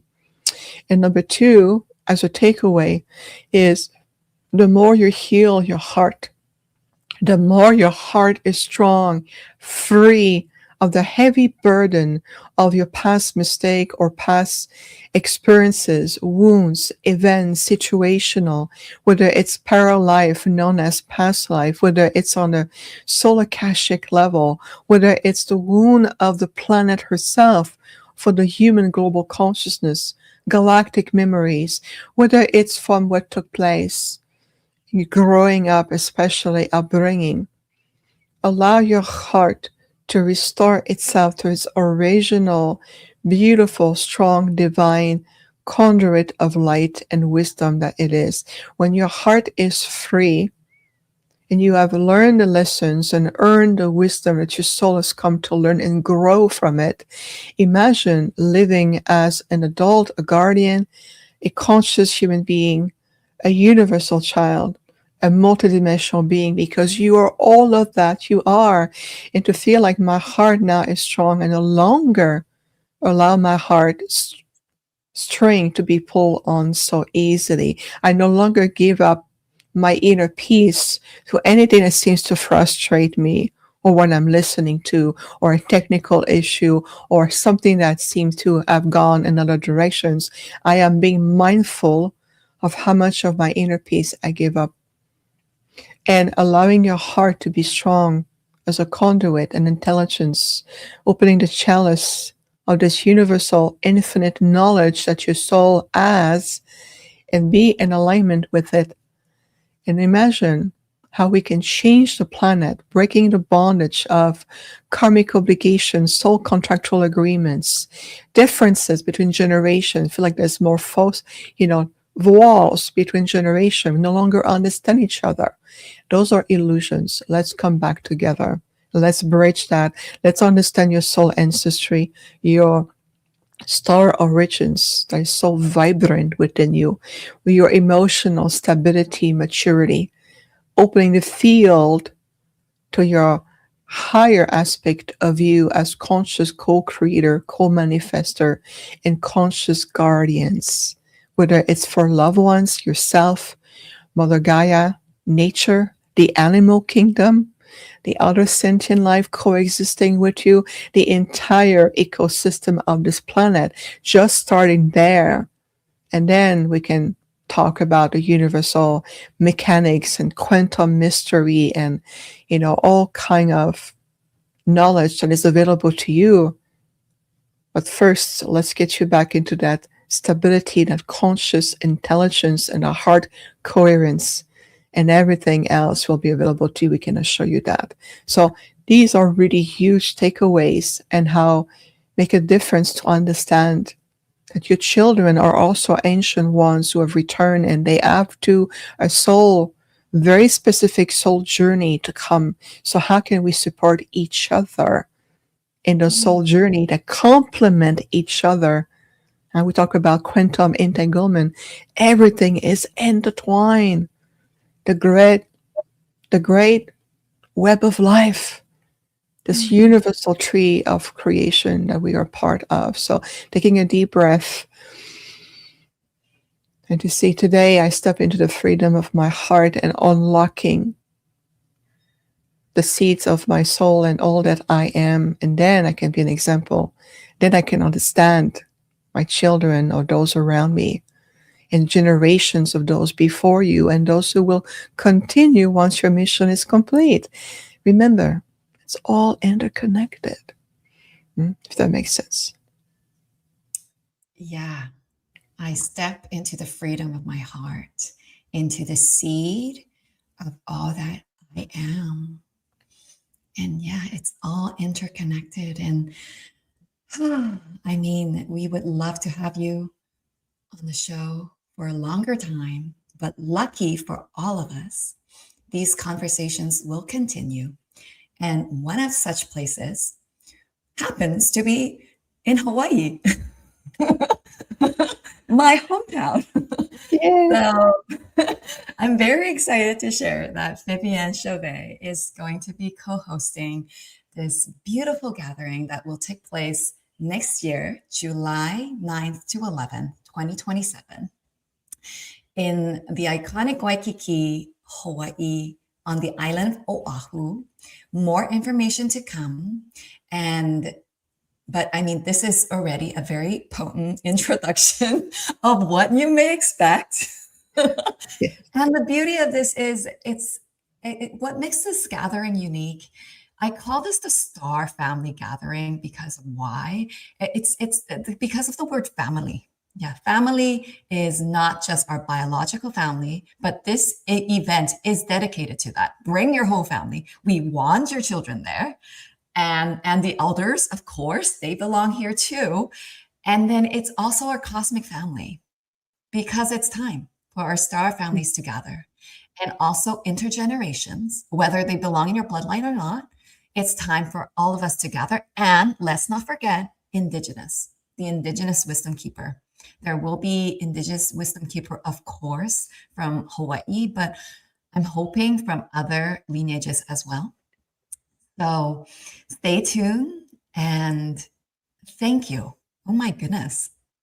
So grateful for your powerful transmission today, Vivienne.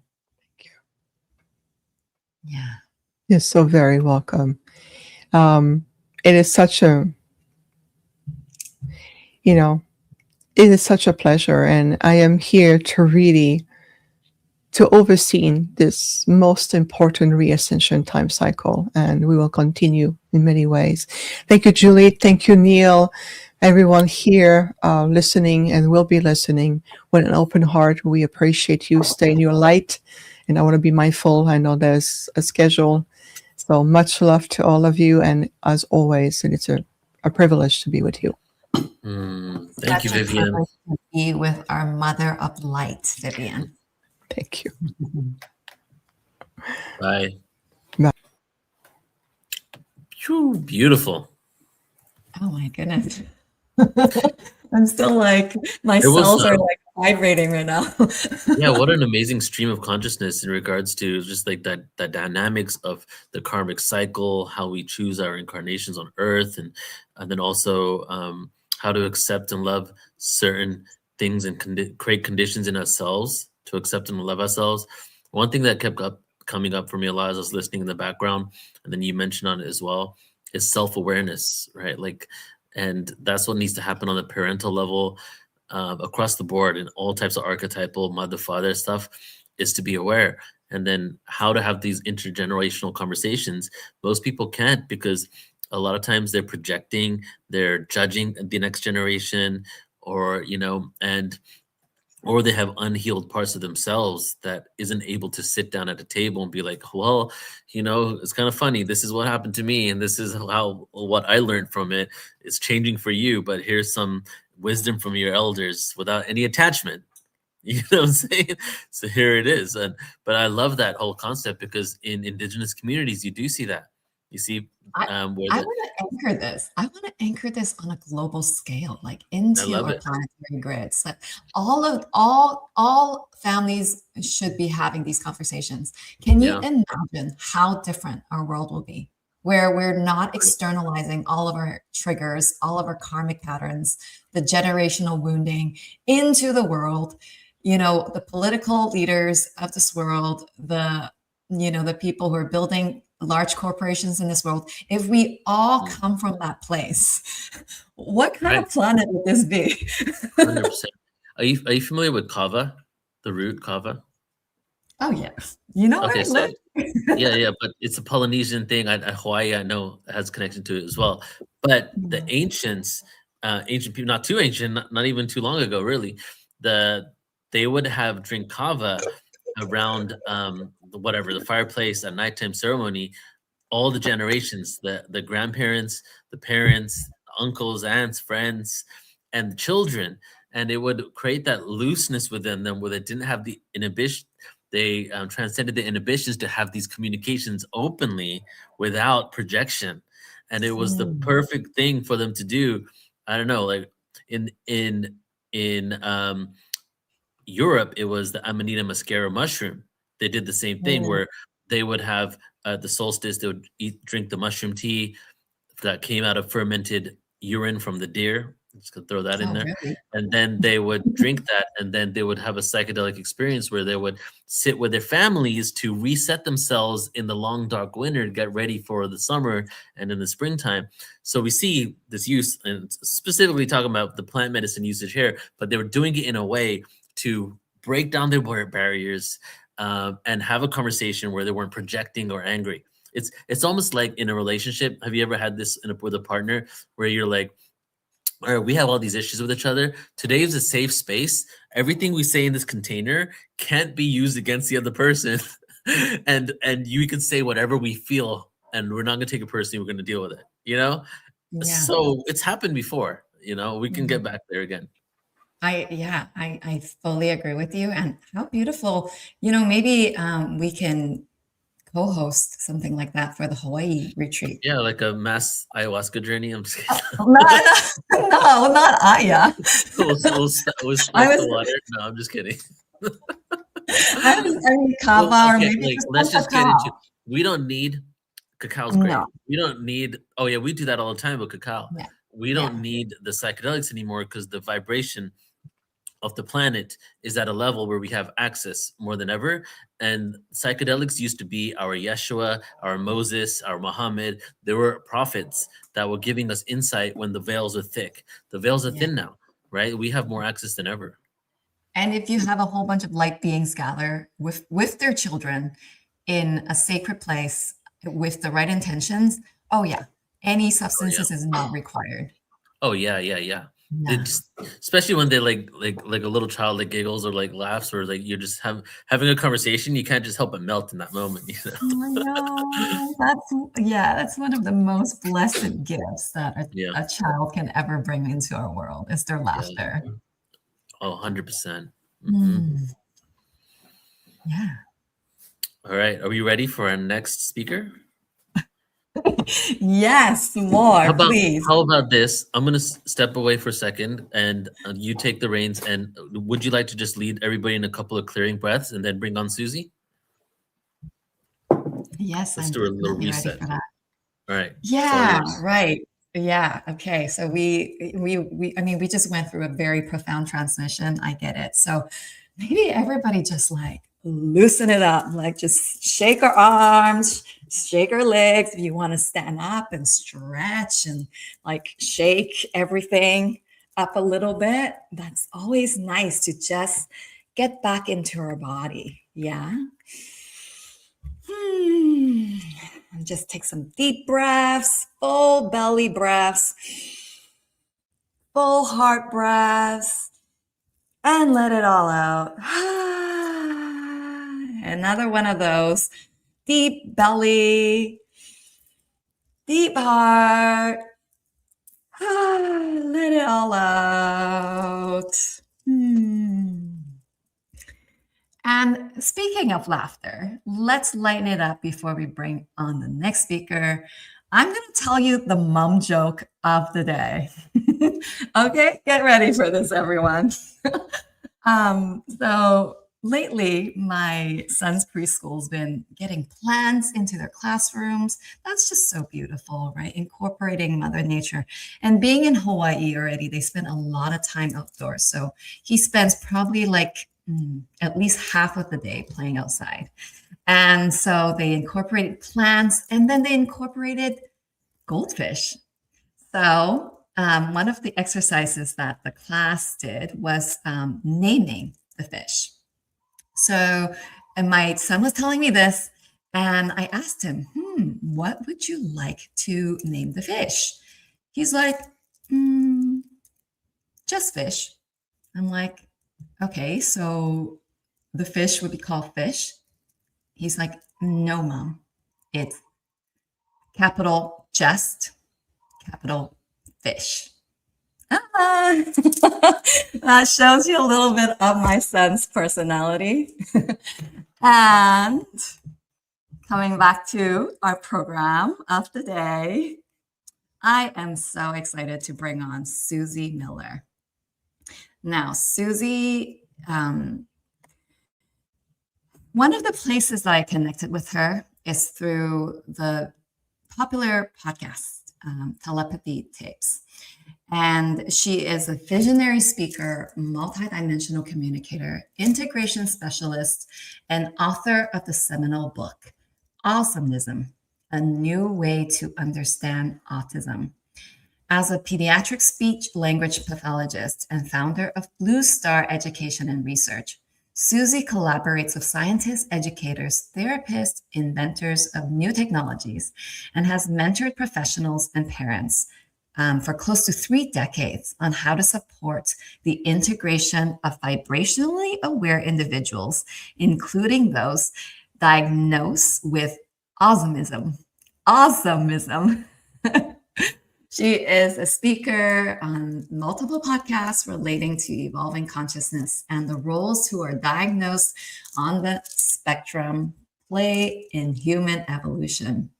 She's currently offering monthly energetic balance sessions to navigate these changing times. And in addition to her New World Portal community, she is now the go-to for understanding and living the new human experience. And perhaps that's why we're all here. Aloha, welcome, Susie. Such an honor to have you here. What lights you up today, Susie?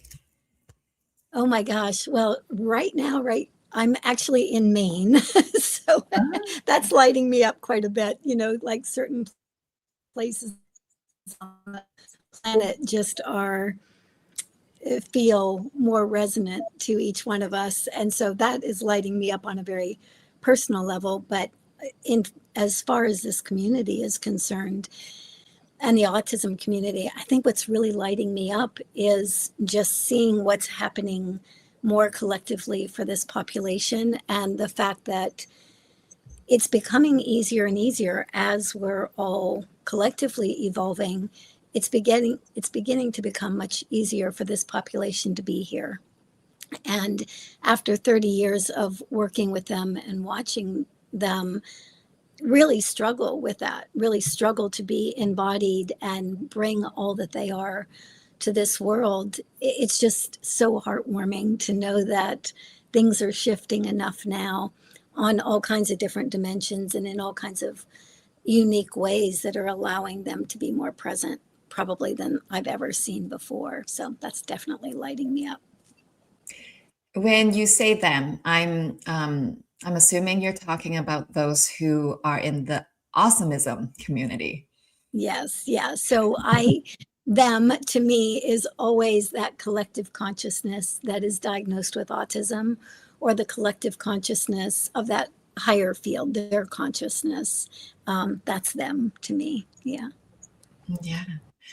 So tell me, because you've been in this field for so long, what's giving you the most hope and inspiration these days working with the awesomeism community? Well, I think, again, I have the advantage of having multidimensional sight, as you mentioned. So I'm seeing this in a lot of different realms and realities. But right now, it's what's going on at an astral plane level.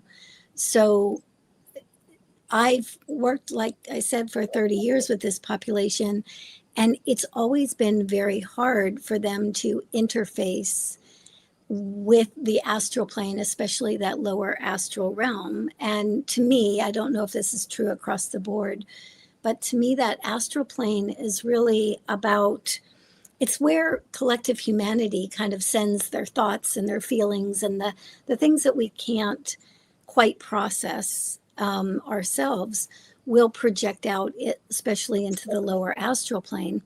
And for that reason, as many of these kids have been trying to integrate, they're working their way in from the subtle realms to the more 3D, denser realms.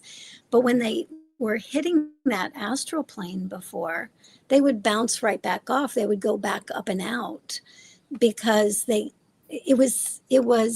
frequency was too dense for them to interact with. And just within the last few months, it's all of a sudden we're seeing in the astral plane where this collective consciousness is starting to create a frequency of love in the astral, which that has huge ramifications, Julie, not only for them, but for us as well, because if that's where we've sent all of our projections and that's where all of our heavier stuff is, and if that field is beginning to morph and change, then we as human beings are starting to light up, but they're also able to make their way all the way down through so that they can more fully hold the light that they are in the bodies, in the physical bodies, in the physical domain that they have. That's big. That's huge. So the more we clear our own stuff, the more we can have this self-acceptance, self-love, the less density we're projecting onto the astral fields, the more these awesomeism children and others in that community can work with that field. And then the more self-love and acceptance we can also send to ourselves. What a beautiful cycle this is, guys. This is very exciting news. It's so amazing. And when I was listening to you talk to Vivian beforehand, it's this, again, this opportunity to be present to what arises within each and every one of us and be mindful, responsible for loving that part of ourselves that's coming to the surface. Again, that's just continuing to clear out that astral realm. And the more that clears, whether it's from the kids being able to be in that field or that consciousness being able to be in that field and helping to clear it, you might say from higher frequencies in, or whether we're going from the lower frequencies and clearing it out, we're meeting in the middle now. This opportunity to meet in the middle and connect in ways to this population that, you know, maybe some of us have had access to for a long time, but it's always been for the general population to begin to make that connection. And we're right on the precipice of that, which is really exciting. How do we support that? How do we support the general population in making those connections? Do you have any insights? Yeah, I mean, I think it goes hand in hand with some of what you were just sharing. We just need to be responsible for what arises within us. And by being responsible, I don't mean making ourselves wrong or bad for what arises. I mean letting it come to the surface, feel it, be present with it, have a little love, compassion, and understanding for the fact that every single person on this planet has been conditioned in one way or another through not just this incarnation, but multiple incarnations. And so what's arising isn't arising because we're wrong or bad. It's arising because that's what we've been conditioned to. And it's just asking for our love. And the moment that we meet it with love, we meet it with compassion, it dissolves, it disintegrates. And so many people will say, well, why does certain patterning come up over and over and over again?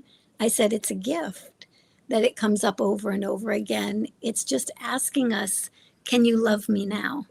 You know, can you meet me now? Can you be present with me now? And the moment we are, the moment it dissolves. And I'm a firm believer that every single person who does their own work and can love their self with less conditions is doing something just amazing for humanity. And it's the very thing that we can do in our own homes, you know, in the privacy of our own relationships and those dynamics.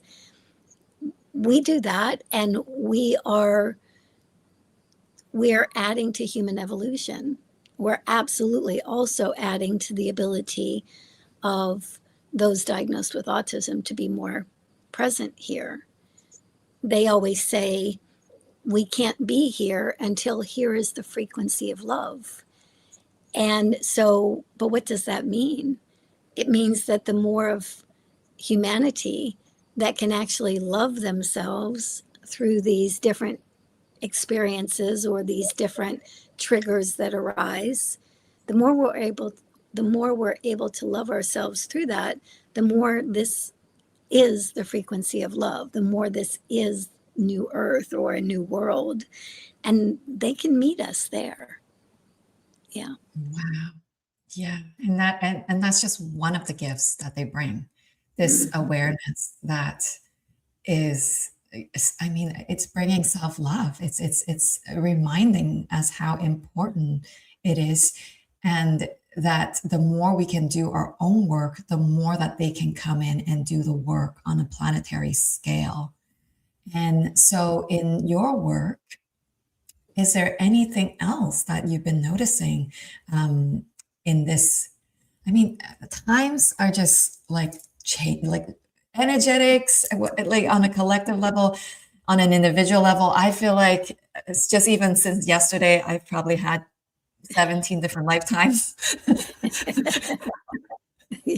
Right. And so, yeah, so I want to get the updates, like the intel. Yeah. Well, you know, I think that first we have to go back and look at why is it so challenging for this population to be here in the first place? And we already talked about here is not quite yet the frequency of love, you know, on a grand scale. But the other thing that I think we want to take into account is a lot of the souls that ultimately get a diagnosis of autism, they've come from all kinds of different vibrational places and spaces and dimensions and realities. And so, if you are not from here, literally, if you're not from here, and yet you're holding a much broader vantage point of consciousness, it's going to be very difficult to be here in a body with that vast scope of information and awareness.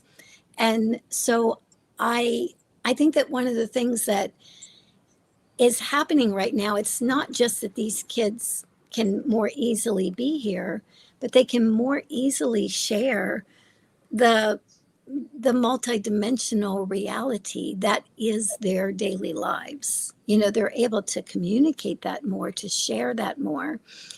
This is huge because, we're all hybrids, to one degree or another. We're all hold all kinds of information that we might not have full access to yet. But what's happening for them right now is like all of a sudden, because we are all evolving and growing, they're able to, even if it's not through spoken communication, if it's through typing or spelling, they're able to literally say to us, this is my reality. This is what I know. I'm not just telepathic. I see things in this way. I know things in what I would call a field of oneness. Like I have awareness through the lens of a field of oneness, not through a lens of separation, which most people have been conditioned to.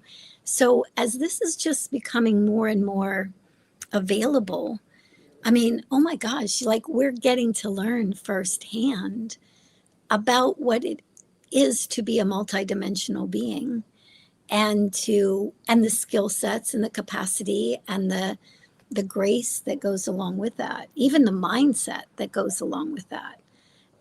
So it's, exciting times. And you're right. It's like, it feels like there are so many different things that are shifting in any given moment that, access to a lot right now.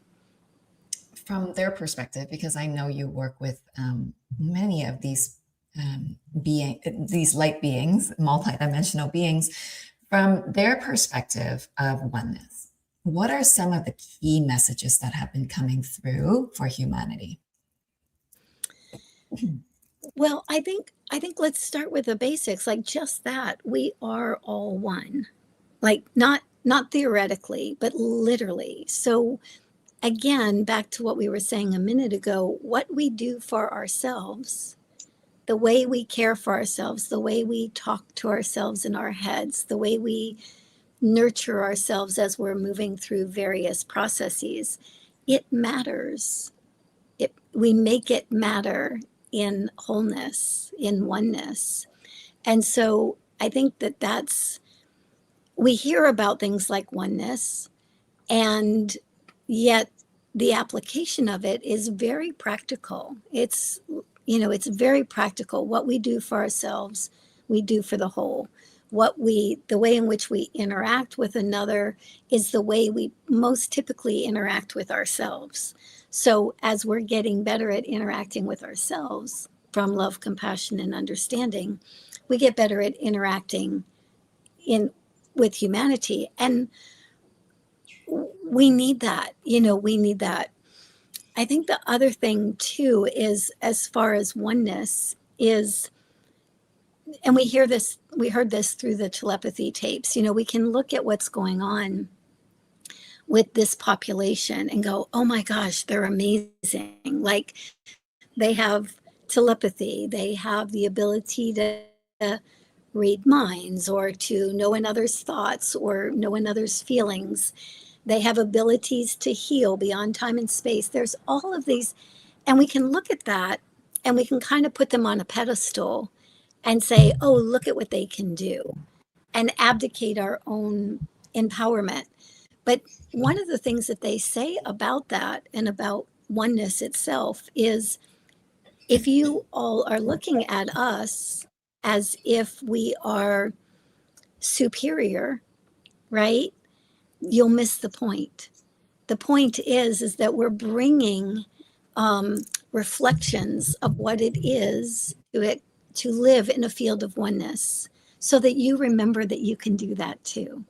So that you remember that, before you were conditioned, before somebody told you who you were supposed to be, you had all of this interconnectedness. You had all of these capacities. And I think that one of the gifts, I know there are a lot of challenges, but one of the gifts at having a rising population that is diagnosed with autism is we're also getting a consistent reminder that, we need to drop some of the conditioning and really step into what their gifts actually are, because they're showing them to us every day, all day. They're waking people up who would have never gone down a more multidimensional or spiritual journey.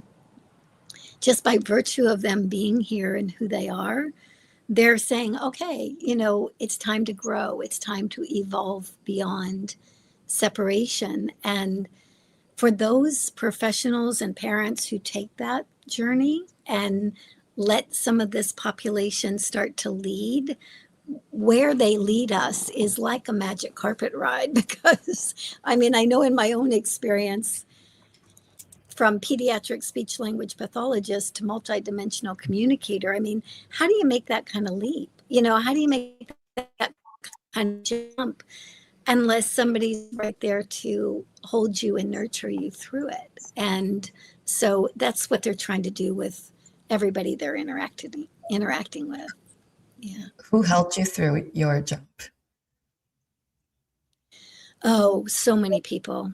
So good. So, Riley, for one, the very first, but when your world is going from a very kind of almost left-brained, very logical kind of consciousness to being blown wide open, you can't do that by yourself. It's part of the reason I love working with professionals now, because hopefully we can, as they're being opened up, we can help normalize all of that very quickly and help that integrate.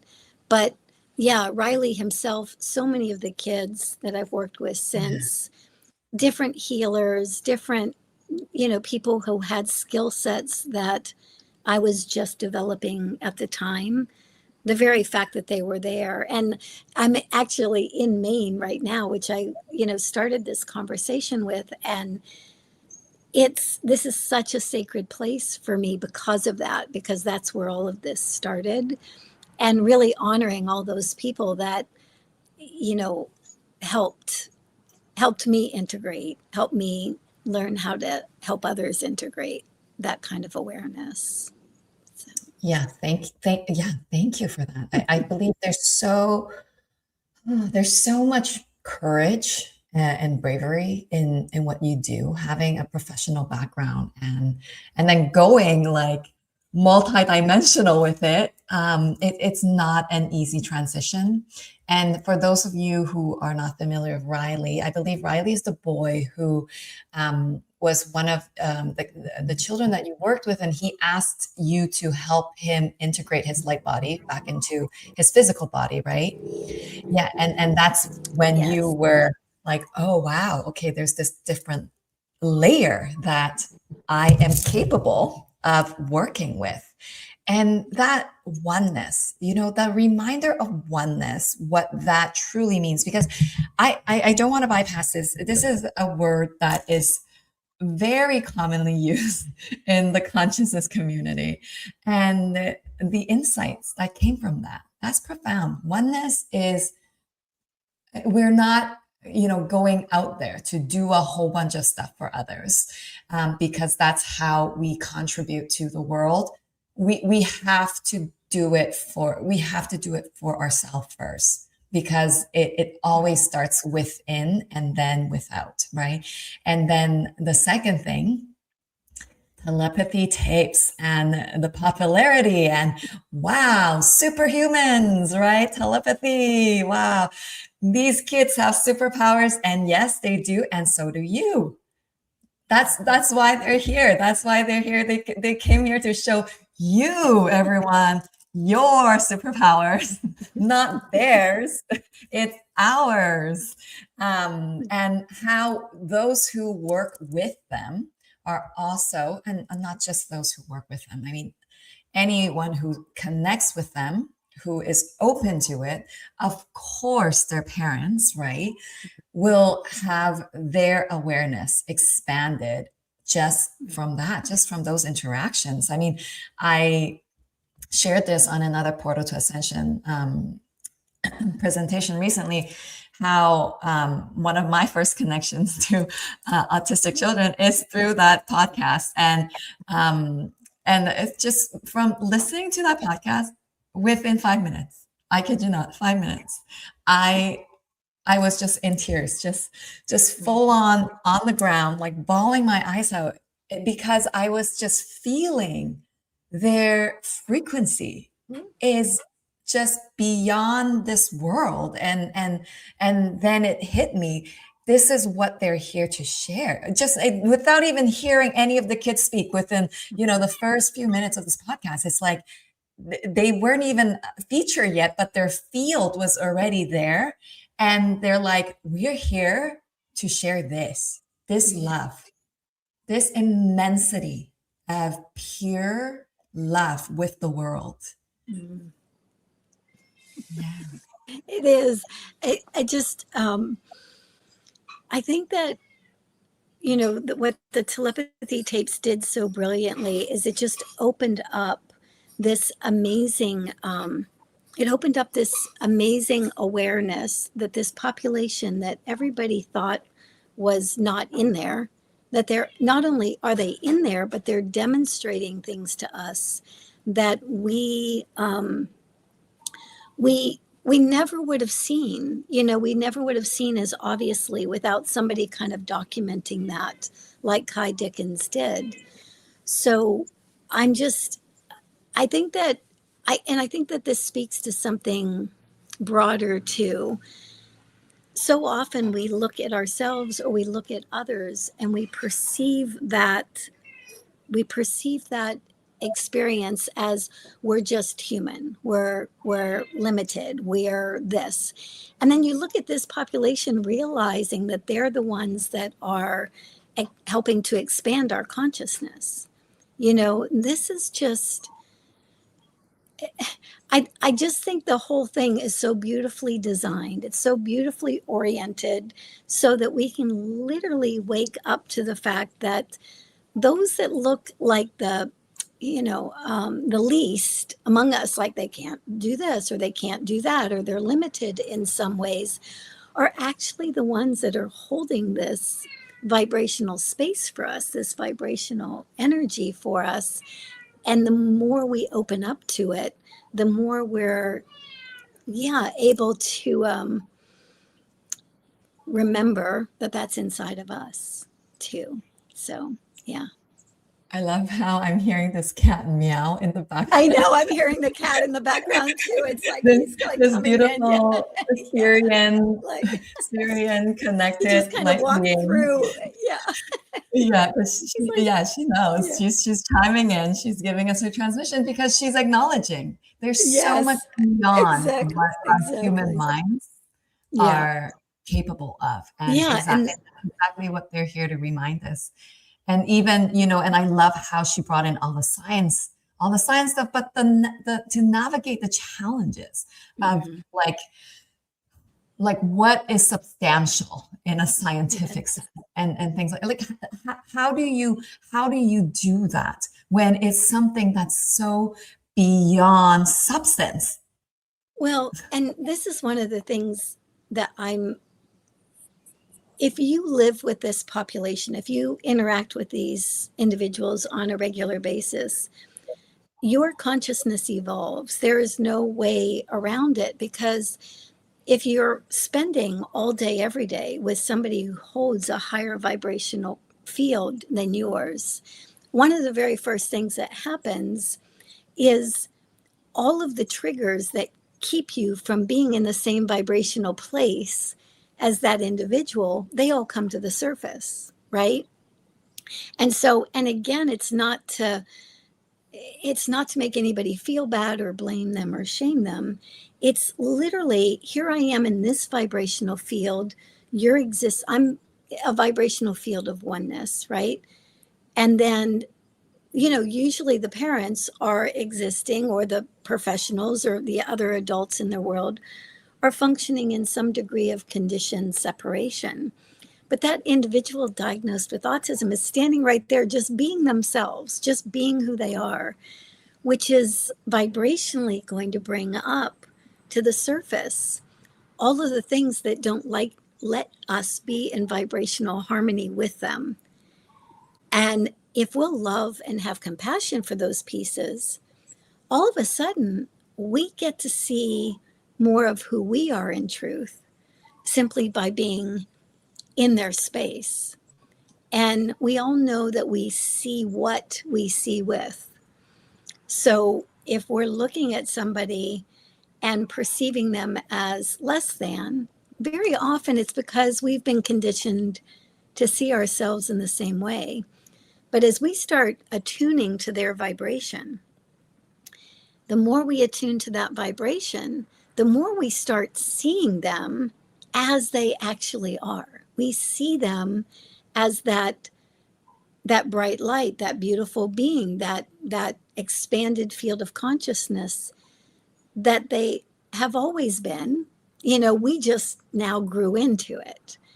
And this is when things get really fun, because, there's nothing better than seeing a parent be able to truly see their autistic child, not just for their physical challenges or perceived limitations, but to really begin to see, oh my gosh, this is the consciousness of my child. This is what this soul has brought to this planet at this time.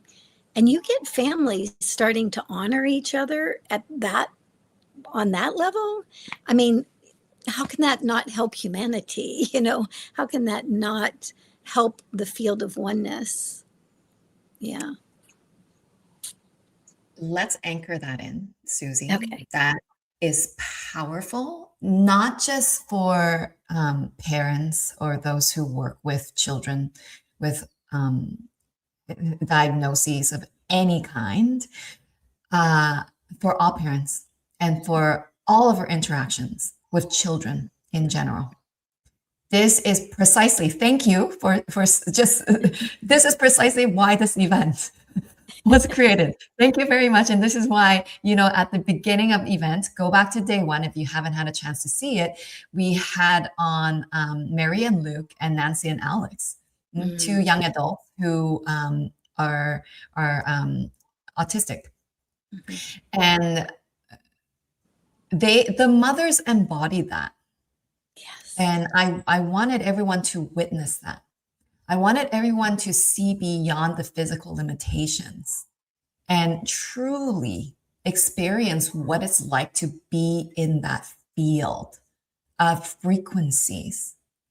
And it's the same thing that it's so profound. We get triggered by our children every day, and every trigger is a sweet reminder of the parts of ourselves that needs to be loved. Hello, everybody who have been doing inner child work for eons and eons. This is it.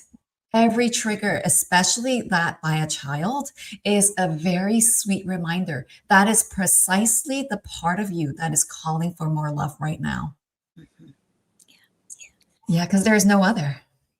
No. The child is only mirroring what it is that you need to see within yourself. Yeah. And one of the practices on a very practical level that I really like, Julie, is to, what is my child doing? And again, autistic or not, it's every child, like you say, it's almost like they're custom designed to trigger us in that way, because, they have our biology, we've nurture and nature, right? It's like they're custom designed for that. And each generation is trying to break the patterns of the lineages, that we've been holding for some time. But I love this process of one, like, what is my child actually doing? You know, like what that trigger comes up. What is my child actually doing? Sometimes with an autistic individual, you know, they're screaming at the top of their lungs, or they're literally banging their heads against the wall, or they're, you know, pulling and picking at themselves. Let's say that. And then let's gently, ever so gently turn that back in. And where am I banging my head up against the wall? Where am I picking at myself? Where would I like to scream at the top of my lungs? Like, just stop already. And that's very often, that's a huge aha moment for parents. I think another one is okay, all of a sudden my child is now 12, and they were, you know, they were just these lovely, calm children. And now all of a sudden they're 12, 13. And oh my gosh, I'm getting triggered at the behaviors or the things that are coming up. Again, it's like they're a particular age. What was happening in our lives when we were 10, 12, 13, whatever age that child is, being able to turn that back in and going, oh, well, that makes perfect sense. And now we're collaborating with the healing of the lineage. We're not just, again, continuing the projection. So these kinds of things where, can we turn that back in, again, not to make ourselves wrong or bad, but just, where was I when I was that age? Because it's very likely, almost 99% of the time, it's like, oh, I understand what they're mirroring. I understand what they're reflecting. And how loving and kind is that, both for ourselves and for, you know, our children, autistic or not. You know, how kind is it to not project that on them and have them carry that? One other thing I will say about autistic individuals is part of the reason they don't fully embody, at least not initially, is they don't want to be here to receive that conditioning that most of us get within the first 7 years of our life. So I'll see many autistic individuals who maybe they don't start talking, or they don't start communicating. They don't start regulating their bodies until after that first 7 years of life. And, you know, why is it taking them so long to communicate? Why is this what's taking them so long? Because they don't want to be here conditioning up, which also helps the lineage shift out of whatever conditions have been placed upon it. Thank you. Yeah, I hear you. And I feel like perhaps we may have answered this question, but it seems important to give it voice right now. And Natalie in the audience asked, this might be a silly question, but why can't they all communicate more to others so that the general population can just hear them loudly? Because if they just communicated, then we wouldn't have to do our own work to hear them, and we wouldn't lean in to hear them. I remember working with a young man who was about 16 at the time, and he kept saying to me, Susie, I want to be a better communicator. And I immediately went into, I put my old speech pathology hat back on, and I was like, oh, that means you want to talk. And he said, no, he goes, most 16-year-old boys, people don't listen to, especially if they're trying to say really profound things. But the fact that people have to lean in, they have to slow down, they have to listen, they have to watch me type out or spell out what I want to share. The fact that all of that has to happen gives my voice or my spelling more impact in the world. And I just loved that, because I understand how frustrating it can be, especially for a parent who just wants to communicate with their child. I mean, that makes, every parent wants that. But the very fact that we can't easily communicate with this population makes us, it makes us slow down. It makes us be more introspective. It also makes us become much more intuitive. We use skill sets around somebody who can't communicate that we don't use when we can just ask them the question. You know, our intuition gets heightened. Our ability to really start stepping into our own multidimensional capacity happens naturally and organically. Yeah. Simply because they can't. Yeah. Yeah. And there's limitations to words. There's limitations to speaking. When I was a kid, I hated talking. I absolutely hated talking. And I remember why. It's because I saw as a kid that adults never matched their words. So I didn't even want to bother. I'm just so tired of it. This population has said that a lot, Julia. Like they say very often, like, why would I want to slow my vibration down enough to verbally express when, one, we use words to hurt each other, you know, and two, very often the word that's spoken and the vibration that's behind it are two different things altogether.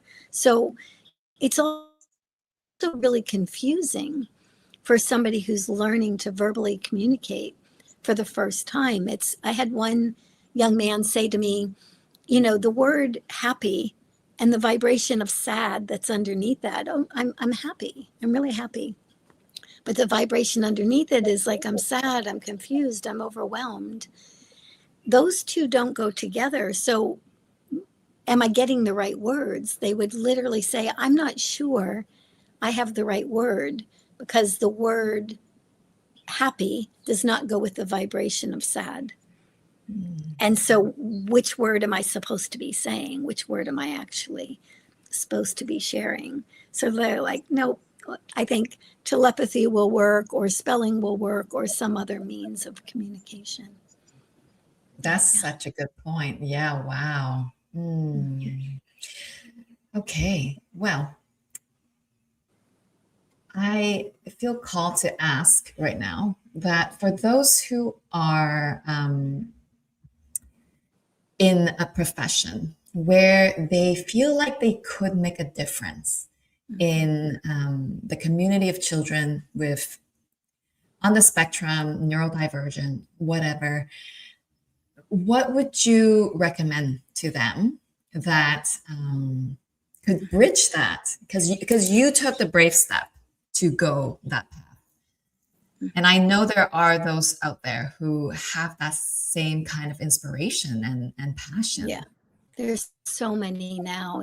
It's really wonderful to see that there's more and more people that, you know, they know that this population has something really amazing to offer humanity. And I think, one, stay curious, you know, stay open, consider that this population has something to offer us, and be willing to learn from them, not just offer them what we think we're there to offer them.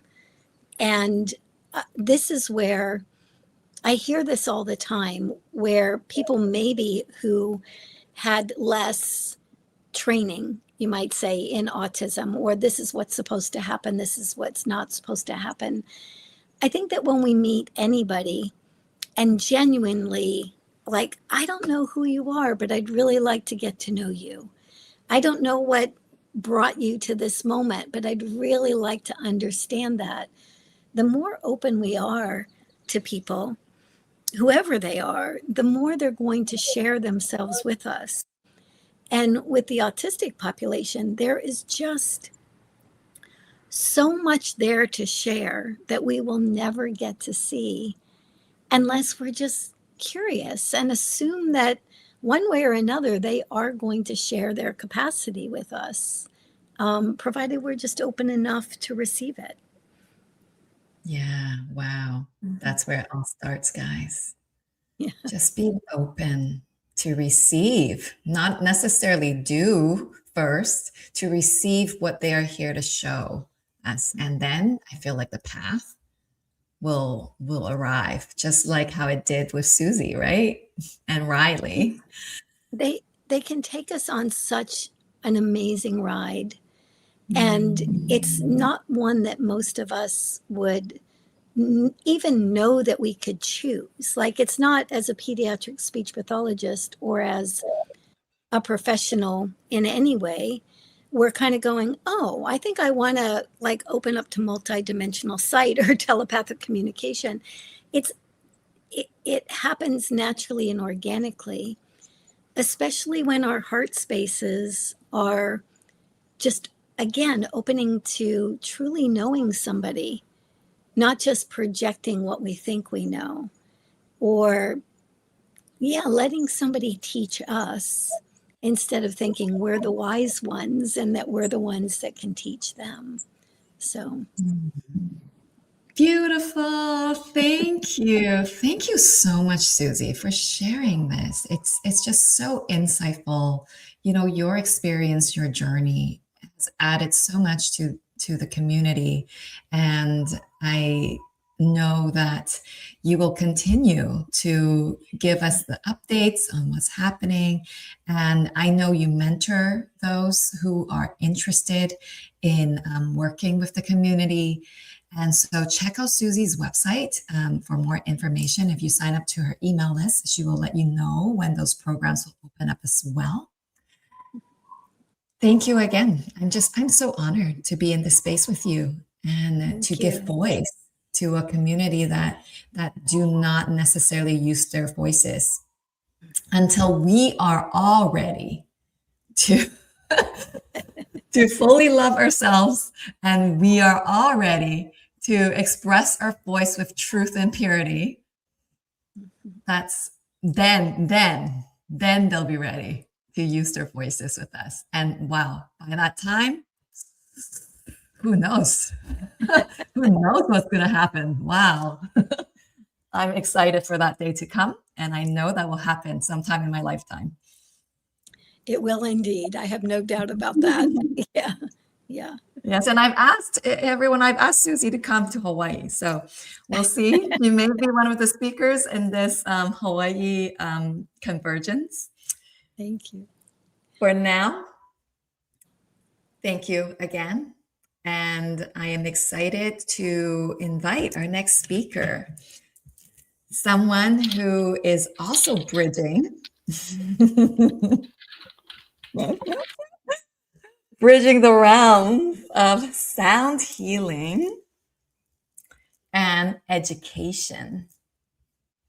And I know David Gibson, our next presenter, he has worked with autistic children as well, and in a different way with his gifts of sound healing. And just wanted to give some background to David. David Gibson is the founder and director of Globe Sound and Consciousness Institute, offering state-approved certificate and degree programs in sound healing and therapy since the 90s. He is the author of best-selling book, The Complete Guide to Sound Healing, and leading producer of sound healing music. Through the Sound Therapy Center, David offers 15 types of sound-based treatments, both in person and online. He has produced 3 international, I feel like you've probably produced way more now. He produces international sound healing conferences and founded the Sound Healing Research Association to help bring sound healing into mainstream. It's used in homes and hospitals. He has a background in physics from the University of California, Berkeley, and brings a scientific framework to understanding how sound affects mind, body, and spirit, exploring binaural beats brainwave entrainment for over a decade now, and released more than 35 albums focused on relaxation, healing, emotional balance, and spiritual connection. And another thing that I know about David is that he is passionate about reimagining and creating the system of education. And he has taken actual steps towards that direction. So I would love to hear more about that and how he has created this whole curriculum for all ages, has implemented that through the families that has followed him and working with them with this curriculum that is based on sound healing and sacred geometry. Welcome, David. Thank you. It's so nice to have you here. How are you doing today? Great. It's what a pleasure to be here. This is such a great conference. Yeah, thank you. Such a pleasure to have you. Tell us more. What's lighting you up with sound healing, with children, with schools? I'm kind of so excited I can hardly talk. It's like I'm seeing a new educational system in detail now. So let me tell you. So I started out, I've had the Sound Healing College now, which is the only college in the whole United States for sound healing, for 25 years. We've got over 20 instructors. We've had over 5,000 students, and it's a detailed program on how vibration works in the universe and how to work with your life and such. And then about almost 10 years ago, I got a grant for $100,000 to take our entire curriculum into 2 Montessori schools. And we now spent about 10 years creating over 2,500 exercises for kids from 3 months all the way up to 18 years, all based on the 30 books that we've read on brain development for kids at every age group. And so it's that program is all based around sound and vibration and geometry and emotional expression. But now we're getting massive grants, all that we need to expand this into every subject matter. So it's not just sound. Sound is really important, and it's not just crystal bowls and such. It's really a lot of doing sound, like even body percussion. Ooh, oh, ah, oh, ooh, oh, ah, oh, right? And actually doing the different vowels and ooh, long vowels or even short vowels. Ooh, ooh, ooh, ooh, right? It's all about regulation and peace. The basis of all sound healing is the difference between chaos and stable, consistent vibrations, which are peace. I might have a little noise on my voice here from my computer, but it's like the difference between ah or right. So peace is the whole deal, and peace is critical for better focus, more social emotional health. It's really the main deal to be able to actually move forward in education and create an environment that's really conducive to learning. So that whole component, we've got 2,500 exercises already done, and every one of those exercises has the actual research from the books on brain development right next to it. So we can see exactly what it's doing for the actual child. But now it's kind of gone off the deep end. So let me share my screen and I'll give you kind of the overview here. Okay, share screen. Window, entire screen. One. While you're sharing your screen, I just want to say congratulations. That is immense what you're doing, to have funding, to have the whole curriculum, to be making these kinds of movements into grounding, physical. Everyone, not just talking about a new paradigm education. You are grounding this work. Yes. Congratulations, David. Thank you for doing that. Oh, thank you. Oh my God. So can you see my screen now? Yes. Yes? Yes, a new education system. Okay, cool. Okay, so what we've done is, well, first of all, here's our mission statement: a new educational system that brings peace into the classroom for better focus and social emotional well-being with science and math based on the laws of physics within nature, to create a more grounded and creative child ready to thrive and help change the world in positive ways based on their own special gifts and purpose in life. So we've got the problem, but we all know the problems in school. The biggest problem is that 25% of all kids are made out to be failures when they fail the test. And that's just horrible. That means drugs or crime, especially therapy the rest of your life for not feeling good enough about yourself, right? It's so wrong. We got to find their gifts and really resonate them. Right?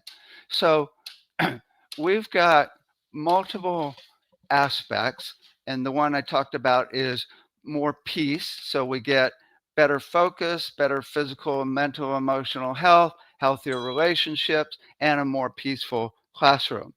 And then I'll jump forward here. And then the next component is, why are we learning this?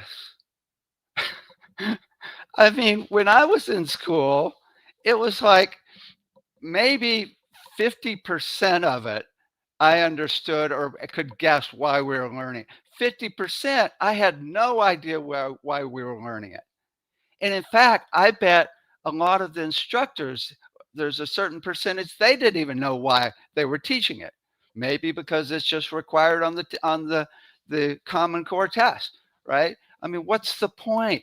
Why are we learning this? And I'm not going to lend a brain cell to something unless I really know why we're learning. I I was just last year doing a whole 6 months class with 3 to 6-year-olds online.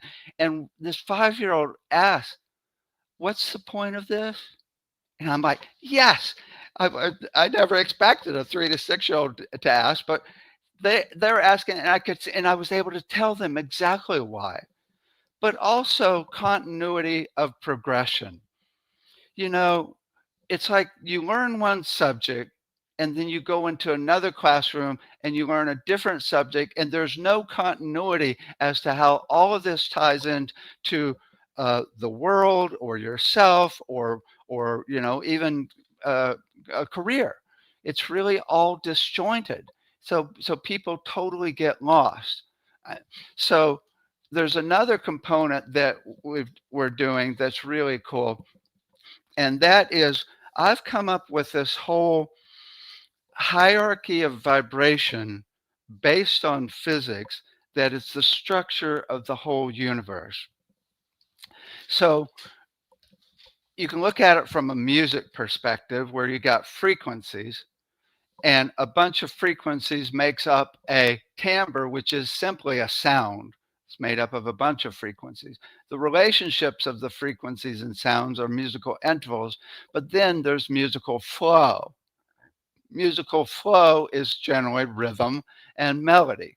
And what I've realized is this framework of one, many, relationships, and change over time is the basis of all reality, not just music, but all reality. You can even look at colors where you got the three main core colors, the primary colors. You add those together, you get all the other colors. The relationship of those, like red to greens, like a musical interval, versus teal to purple is a nicer musical interval. And then you start changing color over time. You can even look at it in geometry where you got the circle, and then you got a bunch of circles makes up the flower of life, which is all geometries in the universe. You can look at relationships between geometries and even spin them and change them. You can even look at it at the quantum level as far as intention. You've got one intention of love or love wisdom, or you've got an energy coming through the crown, out the heart, up from the earth, out the heart, a flow of energy, right? And so what I did is, this is unbelievable. So I went on chat and I said, give me every subject taught at every grade in every school in the world. And of course, chat goes, right, and does it. Right? And I said, okay, now apply this framework, what I call the hierarchy of vibration, the 4 levels of reality, one, many, relationships, and change, to every subject matter. And it did it. It's like, okay, here's history. History is one person. A group of people is a timbre. The relationships of people to each other and groups to each other is a musical interval, dissonant or not. And then change over time is history. It did it for math. It did it for geometry. It did it for every subject, chemistry, every subject. So, and it said, you now have a thread so that the students will know where they're at throughout the entire curriculum. And it will actually show them that the whole universe is a symphony, right? Okay, so now it's not separate subjects. It's a unified pattern everywhere. Right? And it makes it simple. And then we're working with the intellectual refinement, balanced curriculum for left and right brain, whole brain thinking. I mean, we really need to be able to see the forest and the trees. Most people are stuck in the forest and can't zoom out and zoom back in. But kids have neural pathways that are rampant when they're born, and it's only around 1 or 2 where they get trimmed back in the brain. And so we can keep this full range of neural pathways, which sees the whole. They're light beings. They're freaking light beings, right? Until they get inducted into our one step after another, reality. And so to be able to zoom out and zoom in. Also, math that's applicable. I still don't know why I learned all the math I learned in school, except to get my brain a little more logical and be able to follow logic, right? There's so many other cool ways I could have done that, especially based on nature.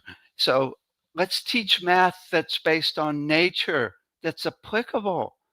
I mean, it's like not only the golden mean and the Fibonacci, but just the way a wave curls over is unbelievably complex mathematically. And when you look at flow systems, you could even apply that to a business. And then memory training, the way they teach memory training these days is, no, you're wrong. You don't remember? Right? There's like really cool memory trainings where you like can memorize like thousands of things in a building by putting everything in a building. Like, let's teach these techniques instead of making people wrong, right? But also expanded literacy. We're actually, when you read, it's like you're singing. And let me put it this way. When you speak, you are singing. Everybody sings when they speak. It's the same when you're reading. And so we're teaching musical flow by doing body percussion and different vowels in rhythmic sequences. So when they start reading, they can actually look at whether the reading is flowing so they can zoom out to the meaning. Oh my God. Expanded creativity. Oh my God, there's so much detail in it. Emotional awareness. It's really, really quite important. I had this 4-year-old in the class, and we're working with making the sound of how you're feeling, and we have to get them comfortable first making sound again, even though they had it down as babies, right? It's like when you around 2, it's everybody's like shh, shh, and you go to school and there's no more sound, so we lose that God-given ability to express ourselves. Right, so we got them comfortable making sound. We got them after a couple of weeks making the sound of how they're feeling. And this one 4-year-old, Krissa, she goes, "Can we do the sound of love?" And I'm like, "Oh yeah." And she's like, "Woo!" Right? Oh my God, it's so sweet, so sweet. And then 6 months later, I'm teaching a class for the Shift Network, and there's 500 adults in my class, all scared to death to actually make sound. And Chris's mom was in the class, and there was Krissa. She's now a graduate, right? 4 years old. I'm like, "Krissa." She's like, "Hi." I said, "Krissa, you want to lead these 500 adults with the sound of love?" And she goes, oh yeah, and did it. This kid will never, ever be afraid of expressing herself again. Also, since we're talking about autism, oh my God, one of the key things to work with autism is it's totally different at different levels on the spectrum, but to actually be able to use sound instead of words. Like you were saying, emotions, I mean, words suck when it comes to emotions, but sound is perfect. Right? So you teach them emotional expression with sound so they don't have to use words. And it's kind of fun too. Okay, so we got emotional expression, and then we're also tuning the exercises to the child. Detailed focus on finding every child's gift and purpose. And it's interesting. When I was working with chat, I was like, okay, what about designing the program for kids that are on the spectrum all the way up to geniuses, complete geniuses? Because I know, actually, I was just working with this one woman. She dropped out of school because she was bored to death, right? And chat goes, don't label them. Don't put them in a box at all. All you do is you look where they're at and calculate the next lesson. It's like, and you do it step by step. So you go, okay, this is what you're excelling at. We've done five exercises, and these are the ones that you loved and were engaged, and you just develop it based on their interests and where were the things that we would like to get across, right? Basically, we're moving them towards a balanced left and right brain. But a lot of kids are totally right brain, and they're made wrong for not knowing science or how to do math. And that's so wrong.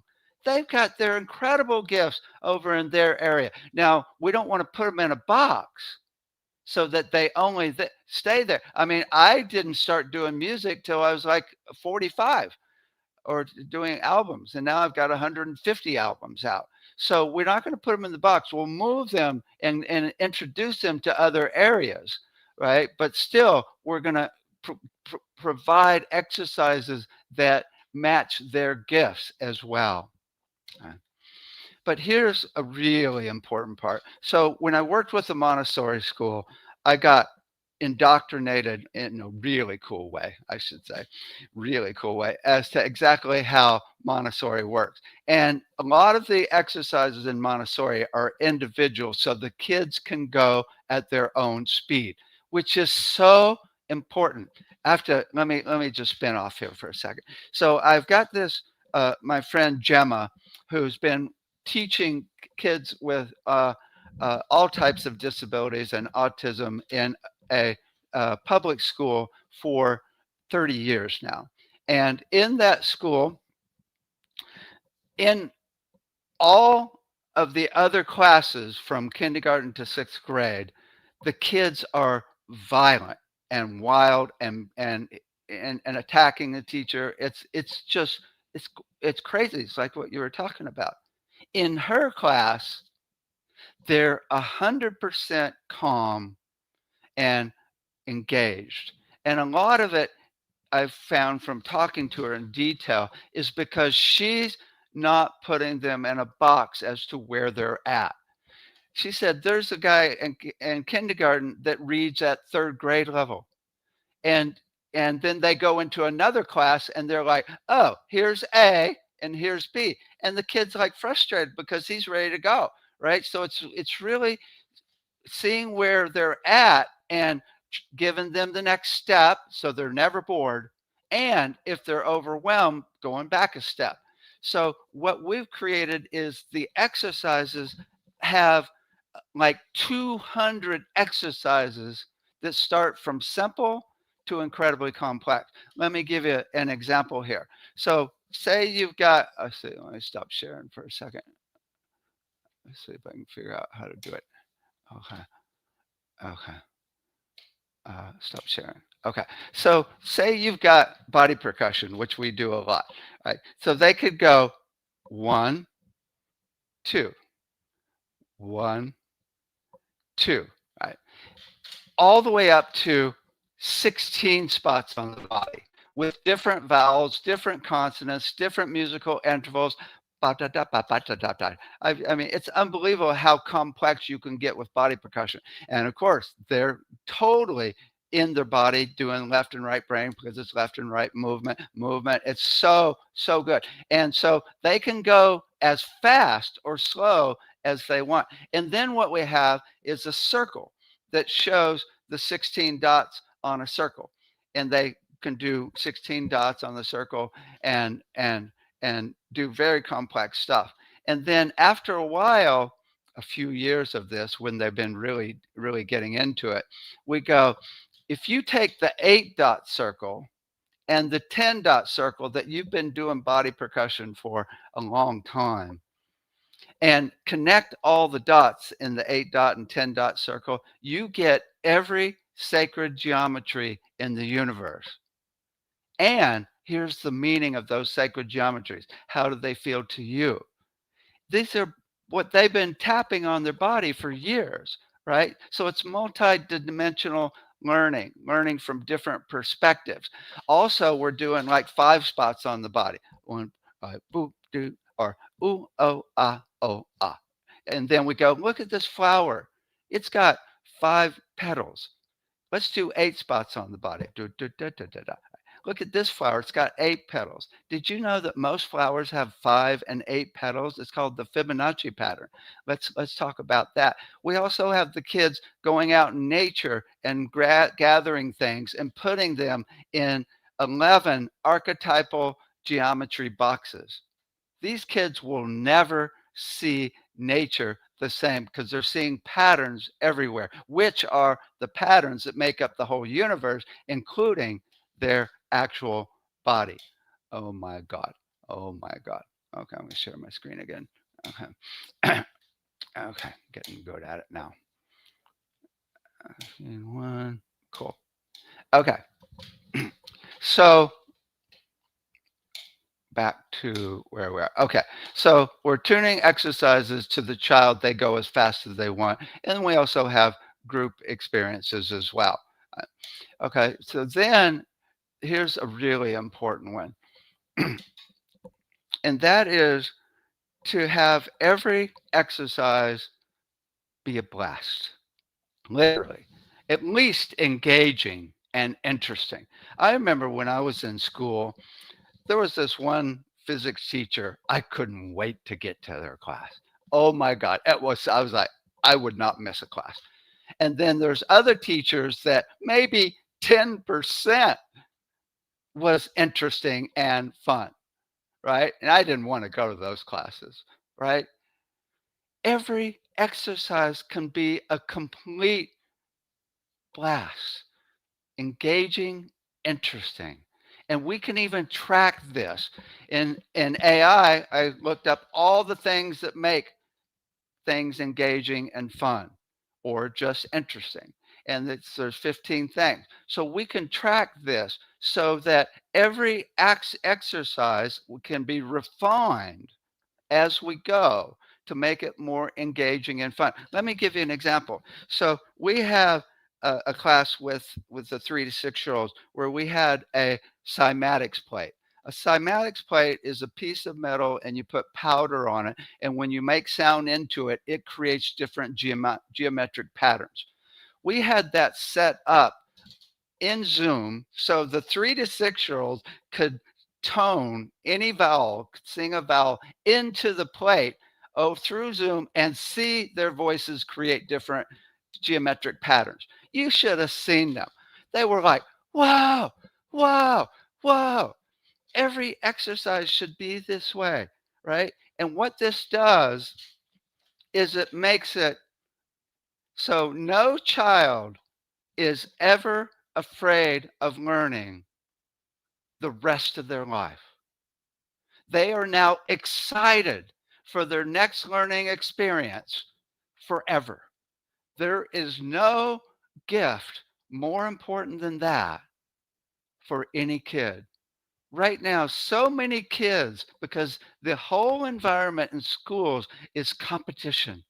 So many kids are scared to death to get it wrong. Even the really sharp kids, the top of the class kids, so to speak, they're even scared. It's crazy. It's so wrong and bad for the kids as well.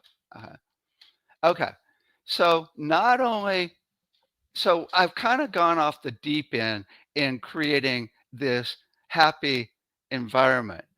And what we've created are or working on are worlds. Let me show you. Oh my God. So what we have here is a see if we can go full screen. Oh, good enough. Okay. We've got the world of the child, and and they are following who they are from kindergarten all the way up to when they graduate at all different levels. They've got their own little area. These are core purposes, human capacities that we are focused on when we got these in detail exercises that do these in detail. And then there's the exploration worlds where they learn all the different aspects that are taught in school. Now, in these exploration worlds, let me show you. Here are the exploration worlds. Oh my God, just look at this. So we've got all these different worlds that they can dive into. Let me zoom out for a second. Let me backtrack for a second. So there's my friend um, that actually is a neuroscientist at UC Med Center at UC San Francisco, actually. And he actually created a game for kids that has FDA approval for working with ADHD. And then there's Robert Grant, who created a whole game called Gaia's Game, which is this whole world that you dive into where you learn about geometry and nature and all types of things. It's like these worlds, when you go into a world and learn things in a world, it's so much more interesting, so much more fun and intriguing. It's like if I were a kid, I would go, oh, this is the curriculum. This is the curriculum. Let's go. I can't wait to dive into each one of these worlds. Let's go. Oh boy. Oh boy. Excited about learning, right? And it's like when you're in this whole world, instead of linear exercises, which is totally left brain mostly, now it's like you're enveloped and it's like the basis of Montessori. You create an environment where they discover the lessons themselves. But we're not talking woo-woo here. We're talking embedded in each of these worlds is all of the different exercises or test questions that are required for the SAT or to go to college if they want. So this is serious. We're actually embedding. So, oh my God. So this is where I'm at right now. What do we incorporate into a world? Let me show you, because this is where it gets really exciting. Right? So what I've got is I've already got 2,500 exercises, but that's just sound and geometry. We're going to expand it into all content, into all subjects taught. So what I did is, check this out. I said to chat, I said, give me every test question and objective for every grade and every subject for every school in the world. And it goes, oh, that's a big question. And it goes, well, this could be a little overwhelming. Let's figure out a system to actually figure out what exercises and test questions you want to incorporate into this world. And I thought, Well, the first question is why? Why? Why are we learning it?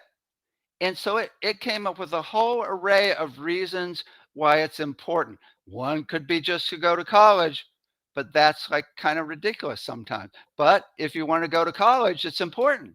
So we then developed this whole system where we got the system that is the whys explain what it is to be a healthy and thriving human.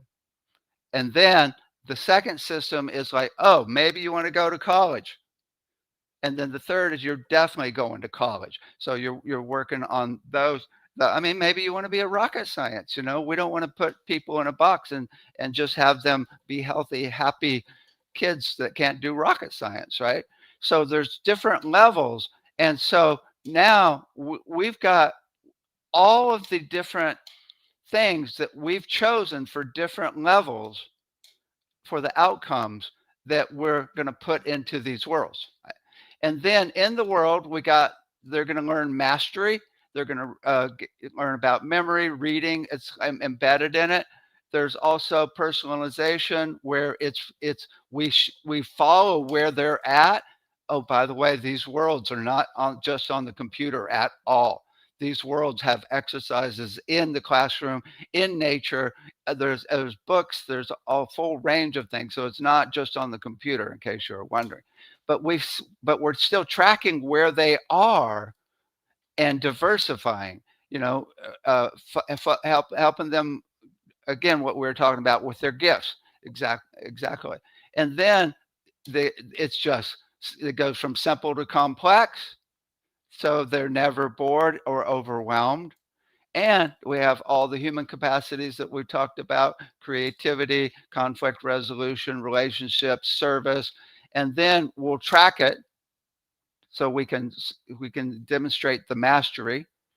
And there's the architecture, and then how the teacher is going to help with this, with everything based on why. So we take all of this, and I haven't even pushed the button. I'm scared to push the button. Once we have all of the outcomes for every school, and I've decided which ones I want to put in my school, right? And then we can go, okay, make a game that will teach everything. Oh, there's one other thing I should show you here. That's actually one of the most really important things for me. And that is, okay. Oh, that's interesting. Okay. So here we go. So in this world, we've come up with all these wisdom guides, which are sprinkled throughout. We're all connected. We're all one. Your perception creates your reality. No one ever hurts you. It's only your interpretation. You are a master. Hold on your own heart open. Question everything and watch out for your own ingrained patterns. Love yourself. Find the negative beliefs that you have about yourself and turn them around and make the sound of it, which is what we do in the class. Every experience, even trauma, is beautiful. It's never bad. It's for your growth and expanding awareness. Loving kindness is important. Do no harm. Take action when necessary. Attachment is the cause of all suffering. Zoom out to the ego view often. Never be afraid to travel the path alone, whichever way it might lead you. Do not feel you have to follow in someone else's footsteps. Right. So these are the different wisdom guides that I value. And it's really cool because we can say, okay, let's incorporate all of these into this actual world and into the worlds. So let's see, let's go back to here. Okay, here we are. Okay, so now we are incorporating these values, but oh my God, this is what's happening now. And it just happened last night where I got this epiphany that is quite incredible. So I'm about to push the button for a chat to create all of these worlds. Once we've got every test question, every actually every purpose. Here's all of the purposes that we've come up with over the last 10 years. Presence, coherence, consistency, self-expression, motor coordination, emotional stability, emotional engagement, emotional awareness, optimism, creativity. We got mental connection, brainwave entrainment, focus and concentration, whole brain synchronization, speech and language skills, analytical skills, spiritual connection, which we can call culturals to not freak people out, group synchrony, cultural awareness, spatial, and then sensory refinement, especially important for the young ones. It's really important, especially with those on the spectrum as well. So we got all of these, and we've actually taken the books on brain development and actually put the actual quotes from the research and science behind each one of these. And we have exercises in the 2,500 exercises. We actually have them categorized exactly for what they're actually teaching as far as these outcomes and purposes, right? So we're taking all of those purposes, we're taking all of the test questions, we're taking our all this information and putting it in and creating the worlds. But here's the deal. What we're looking at now is we've got full-on funding to create 30 schools in 30 countries and track it in detail. I had this guy that shows up, don't really have to get out of bed these days. He shows up at the door, and he has spent 40 years creating a new reading curriculum for kids that's way better. He got it into every school in every major city in the US and even made a ton of money, and it's really effective, really successful. So he's mentoring me. He was on the board of the testing company for schools in the US. So he's mentoring on how to track what we're doing in the schools to show how effective it is for focus, peace is focus, and social emotional health, and all the details we've been talking about. So we can then go to the governments after a few years of having a private school in that country. We go to the governments and say, look, you should implement this in every school in your country. For what it's good, my psychic friend said, for what it's worth, she said, 18 countries are going to take this on. But this is what happened last night, and I could hardly sleep because of it, is I got a download that we should set up a software so that they can actually choose the values and the history and all the information that goes into this world besides the test question, and even which test questions they want to include. So now we're not going to the world and say, oh, we've got the cool sound curriculum or whatever, right? We're going, here's a framework that will create worlds for you based on your values of what you want to teach in your country, which is really important. I mean, especially, I have a country in Africa is going to be completely different than Japan. And so this makes it so they can actually take it on and then dive into these worlds where it's much better learning capacity or just fun. So then we can actually even share worlds on a network, but we can also track what worlds are working and what things and exercises within the worlds are working very easily. And so that they are always regenerating to make them even more effective. And then different countries share the worlds that they've come up with, because everybody's going to put in their values and criteria and get different worlds. And then we can actually start, comparing worlds from other countries. Oh my God. It's like a whole system that will make it so every kid is just not only having a blast, but is completely excited the rest of their life. But here's one last thing I'll say. This right here is they will actually be able to zoom in on any of these worlds when they graduate and see what they've learned in any area from kindergarten all the way up to graduation. So it's not like, what the hell? Why did I learn that? It's like perfectly clear why they learned it. And they see their entire school training that they can actually zoom in on and see. And so they're not lost. And then, oh my God, chat had a great idea. And then we go, what about creating your own world that you want to be in your life?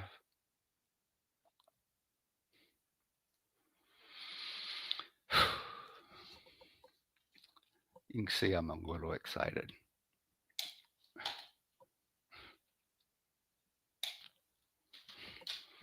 That's all. No, that's just the beginning, brother. Oh my God. Oh my God.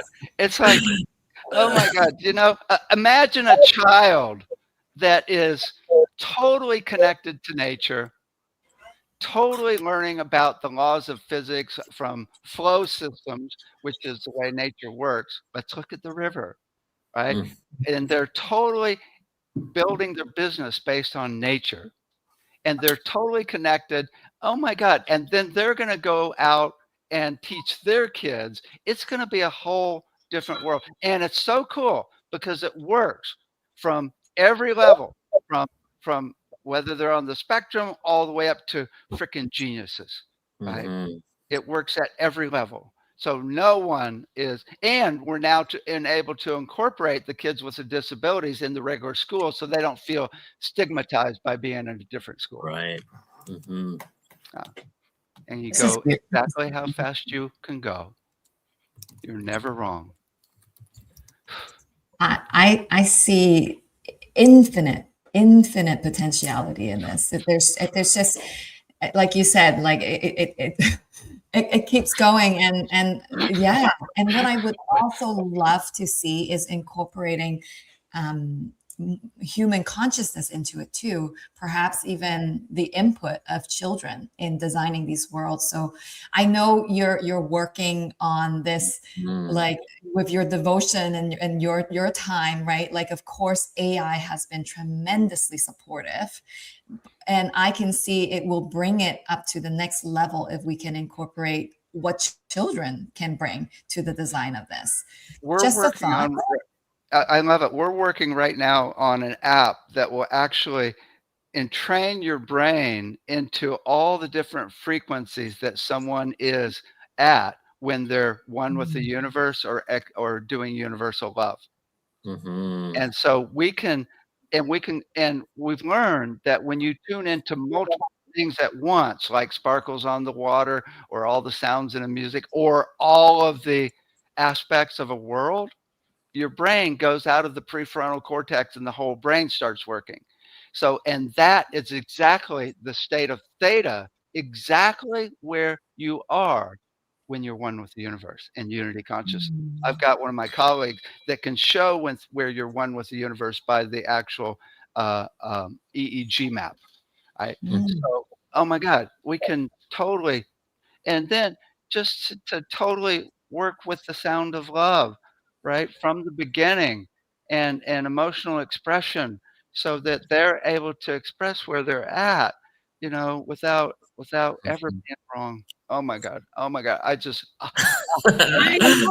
love it. Without ever being wrong. I feel like that is the biggest limitation that we experience from the get-go. That we're judged, we're graded, we're judged. That just limits all of our potentiality, limits our imagination, limits the real gifts, you know. So there are a couple of questions from the audience. And so one of which is, do you already have instructors that teaches your curriculum online? So is there a place that folks can go and experience whatever curriculum you already have right now? Because I know you have launched some taster kind of sound healing curriculum on your website, right? Yeah, we have 500 or yeah, about 500 exercises that you can actually download at soundeducationassociation.com. Sound Education Association, and this is when we were doing the classes for the 3 to 6-year-olds, when it was all about sound, and then and then of course my guides and spirits said, "Bing, let's go through the whole universe," right? So Right. And does it extend beyond 6-year-olds? Because that's what she's also. oh yeah, That's what the Montessori school we worked with had babies all the way up to high school. It had the full range. So we've got exercises for all of them there. But the main thing is to sign up on that site, Sound Education Association. Sign. Fill out your information, because we have meetings with people that are interested in helping, and you can imagine we need a lot of help. I mean, we need people to actually help design or finish these worlds. We need help actually going to countries and scoping them out where we're going to build the school. We need teachers, we need administrators, we need high level people to be able to keep track of all of this. I can hardly keep track of it. AI is, what's your problem, right? And so we need a lot of help. And if you sign in, it'll include you in all the meetings that we're actually doing. So you can get involved. And I Amazing. think you've kind of touched on this answer. Michael asked if your program is already accredited such that a school age child may attend this instead of a traditional school. So that's what you're working on right now. Is that Yeah, correct? no, we don't even have the curriculum yet. I mean, I'm getting all the ducks, which are thousands of ducks in a row, to be able to say, okay, create the worlds. And then we got to go through these worlds and go, and the worlds are interactive with each other, right? So you might actually go and learn rhythm in one world, and then go, okay, here's rhythm in the body, here's rhythm in the universe. So it's very complex what we're creating. In fact, it's way more complex than my brain can even handle. Oh yeah, it's huge. I mean, honestly, these worlds are their own universes, and one universe creates another universe, and it just keeps going on infinitely, right? So to wrap it up, this is what my linear mind has put together with what you're creating. Okay, so you first realize that you can use sound in all other elements of curriculum and education, that it doesn't have to just be associated to just sound frequencies and healing. And then with that, you begin creating a new curriculum that then taps into all these different worlds that can take you into other levels of understanding. And I saw there was like the cosmos there was human consciousness, there was something about the body. So learning about earth, nature, ourselves, school elements. And then within that, you want to move away from competition to collaboration, because to see how we don't have to be, and for a while, innovation came through competition, but now competition cancels out progress in the world. That's where we've become. Exactly. And you realize that we make people think that they're a failure at such an early age that it creates that kind of mentality throughout life. So instead of looking at that, you're using these worlds to explore what your gifts are on every level of intellect, every level of consciousness, every level of spectrum, so that people can see what they could want to create in the world rather than being told what they can do. Can we just pause and let me cry for a minute here? I love it. It's perfect. You just said it so succinctly. Excellent. Yeah, it's beautiful, man. Yeah. It's really, and I can see it's going to snowball like crazy, because it's so obviously so much better. And we're not saying, oh, we're doing sound. In fact, I don't even use sound healing. It's like we don't ever use that word, sound healing. We said we got sound exercise, but it's peace. It's peace, and it's we're going to see the output of kids that are so much healthier and so much more connected, and their minds, because they're not totally tuned into the left brain only, They're going to have a full way of working with the left and right brain balanced that is so much better for actually being creative. And that's so funny because chat really locked onto this one, and where we're grading them based on service and how much they help others.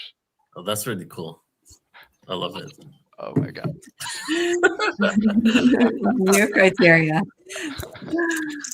That is amazing. Yeah, I love how you say the continuity of progression. I feel like that is so important to track what we've done and how we're applying that to the real world. I mean, it's just so much of our education is precisely at this disconnect from that. We learn and we don't know why we learn what we learn. So much of our spiritual learning, I feel, can also adopt this model, right? Like we have all this information, we do so much in our spirituality, and it's like, okay, are we really putting this into practice?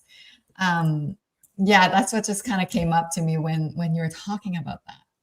I'm 100% behind your movement, as you already know. I look forward to co-creating whatever it is that seems aligned. I'm there.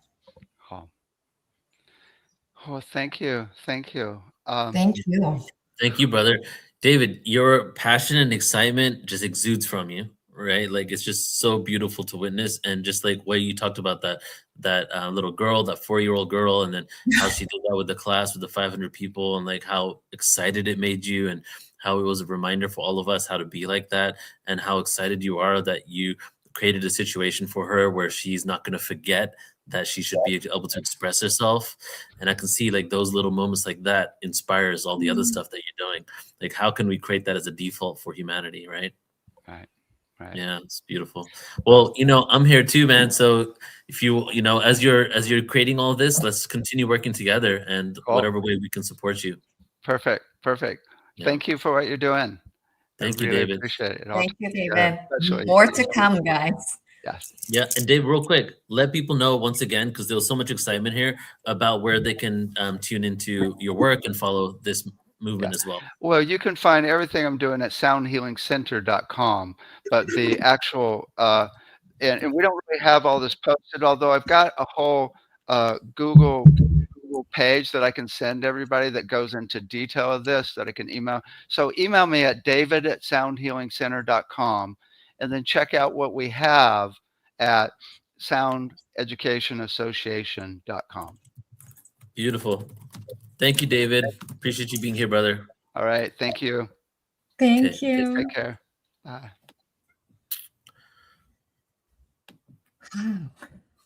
Amazing, huh? I'm speechless right now. Yeah. Well, I love that we are now getting into the actual curriculum, and it seems like it seems like we made leaps and bounds. That like a year or two worth of emails to create something happened in 2 days through a conversation on here. Right? Like, because we started out with like just us conversations and Luke and Alex and the feeling of the energetic, and then a discussion of what kind of things could be changed, our galactic connections, what happens with the soul as it incarnates as well. And then boom, we get into, all right, let's see what we can do to make it fun. Let's see what we can do to shift certain things. And you had asked a couple of times, what do you see as issues? And David brought them up. Calling people failure, making it so competitive that even the people at the high level achievers are stressed out, right? As like crazily stressed out, because they feel like they need to be the best. Yeah. And everyone. I feel like you were probably one of them, right? What's that, me? I feel like you were probably one of them. No, I was a failure. Oh, not a failure. I was a straight F student in my 12th grade, believe it or not. Straight D's. I got kicked out of college because academically disqualified, and now I wear it as a medal. Oh my goodness. I was into other things, it took me a while to find out what I was interested in. I was going to see. Here's the go. I went to school and did what I was told I should do as an Indian kid to a family that's conservative, where all the people that were from high school going into college that were Indian were either going into business, lawyer, doctor, or IT, right? And so I thought that I had to do that. That's another thing that, like, is right, imposing what you think is the best for that child into the world. And honestly, like, if I went back, I would probably do communications, you know? Oh yeah. I would do philosophy. Well, here's the thing: you don't have to go back. You don't have to go back, and I don't have to go good. back. Yeah. If there's, I try not to regret anything, but sometimes I do regret that I didn't have the moment I had there, But I realized it gave me the catalyst as well to look for deeper things, explore really what I wanted to bring into this world. And that's the environment that I think that you want to create for all children moving forward from this generation onwards. Yeah, thank you everyone for being here, because we are healing. We are healing the education system together right now by having these conversations, guys. It's so needed. And I mean, we've all been subject to it. We all have our own educational trauma. Here we are. We're releasing all of that right now, right here. Thank you. And I love the world idea. It's like, I don't know if you both knew of like the choose your adventure book. Say that one more time. Sorry, there was a little delay. No worries. Yeah, when I was a little kid, I loved the Choose Your Adventures books. I don't know if you guys like read them, play around with them, where you read a story and they're like, you can either go down path A or path B. Where would you like to go? And the beauty of that for kids, especially, is like, as kids, we feel like we have such a limited choice. We were taught that we always have to listen to what grown-ups tell us to do. And then those books introduced possibilities to me. And this is what I see from these worlds. Wow, the possibilities are endless. And with that, going back to what Alex said on the first day in this event, I asked him what maybe change in our education system. He says, bring in, was it Luke or Alex? Maybe it was Luke. Bring in higher consciousness. What is higher consciousness? What is the mind and consciousness of source? That's what it is. Infinite possibilities. When you're playing with this world, you are playing in the consciousness of source itself.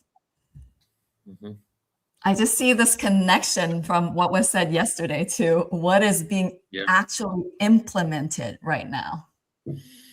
Yeah. And as we're speaking here, I'm thinking also that, a lot of parents, like I'm reflecting on what I said as well. A lot of parents, they believe that their child is an answer to all their hopes and dreams and unfulfilled hopes and dreams.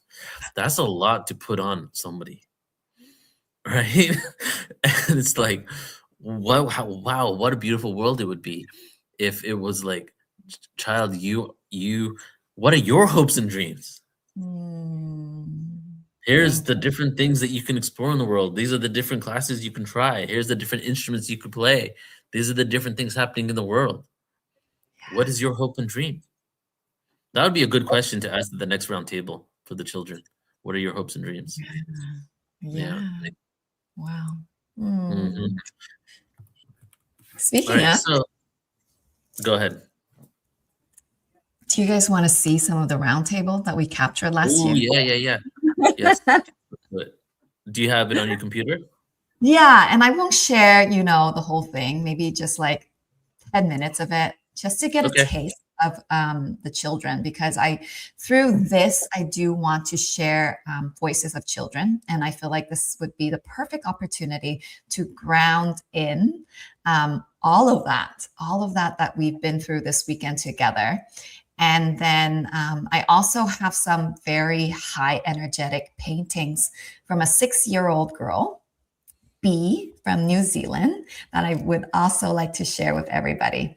So let's dive into a little bit of the wisdom coming from the Children Council itself. Okay, and you remember how to share it? You go to share video file? I believe so. Okay. Here we go. Okay, it's coming up. Okay.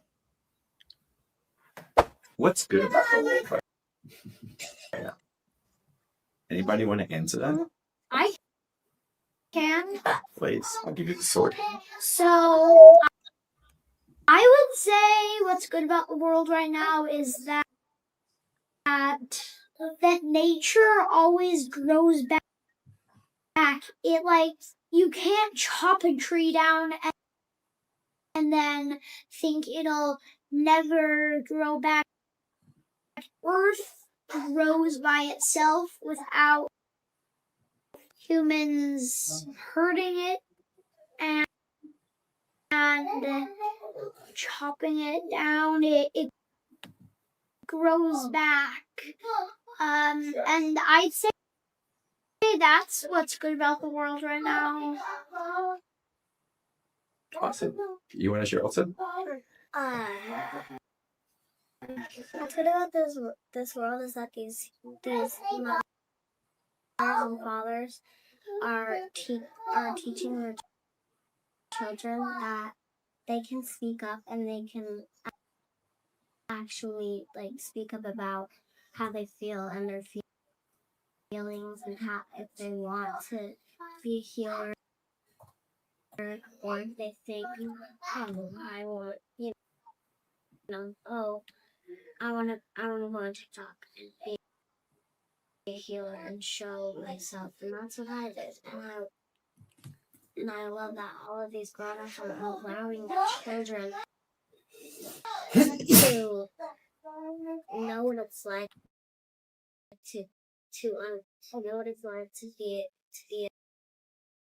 a healer and to be just to be a child and to actually understand that who they want to be, and instead of pushing them back and being like, oh, you can't do that, that's weird, but I'm so glad that these parents are actually allowing them to speak.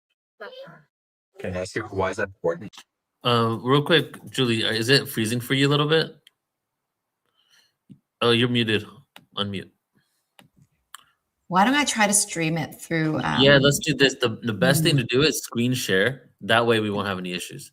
So if you click share screen, entire screen, make sure audio is selected, and then share that, and then you can go ahead and play it. Okay. All right, let's try that. Just give me a second. Sorry about that. And yeah, somebody made a comment about the background music. So it's not background music. We were at the Star Children Retreat in Hawaii last year. So there are a bunch of kids running around and playing in the background. So we tried our best to keep things quiet, but with children, you know how hard it is. Here we go. What's good? 1 second.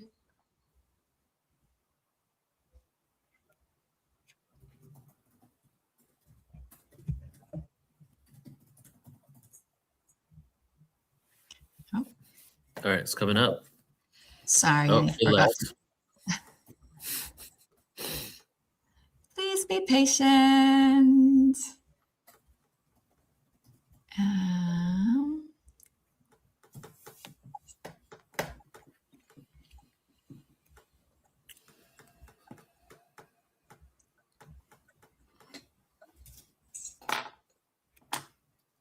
Okay. What's good? Anybody want to answer that? I can. Please, I'll give you the sword. So I would say what's good about the world right now is that nature always grows back. It like you can't chop a tree down and then think it'll never grow back. Earth grows by itself without humans hurting it and chopping it down. It grows back. And I'd say that's what's good about the world right now. Awesome. You want to share also? What's good about this world is that these mothers and fathers are teaching their children that they can speak up and they can actually like speak up about how they feel and their feelings and how if they want to be a healer or if they think, oh, I want, I want to learn to talk and be a healer and show myself, and that's what I did. And I love that all of these grown-ups are allowing children to know what it's like to know what it's like to be a healer and to be just to be a child and to actually understand that who they want to be, and instead of pushing them back and being like, oh, you can't do that, that's weird. But I'm so glad that these parents are actually allowing them to speak. Can I ask you why is that important? Because children don't want to be held back. They don't want to be held back by their parents. Like they don't want to be held back. Like, oh, you're not good. You're gonna fail. If you do this, if you can't be a healer, that's pushing them down.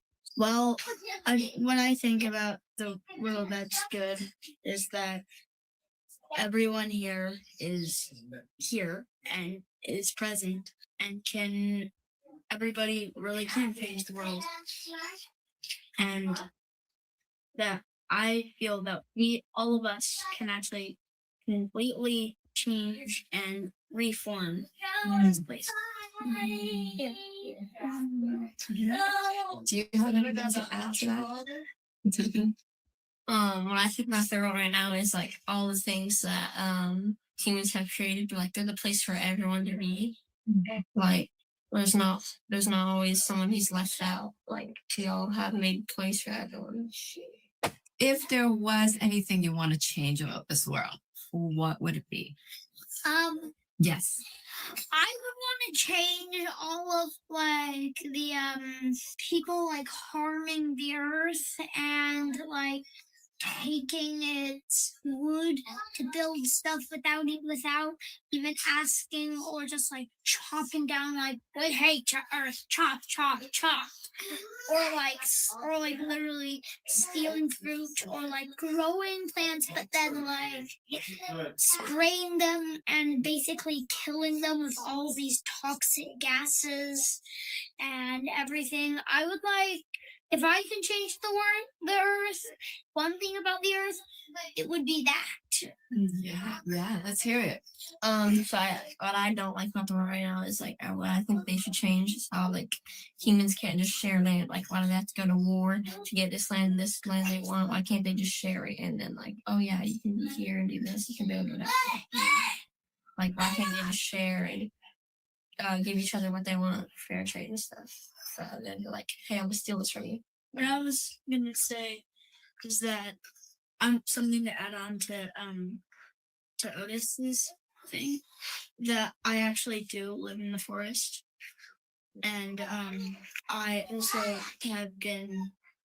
also just been like, why can't we eat the things that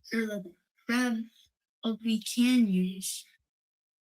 And then, like, say, for an apple, we can eat the apple, take out the seeds, and plant a new tree.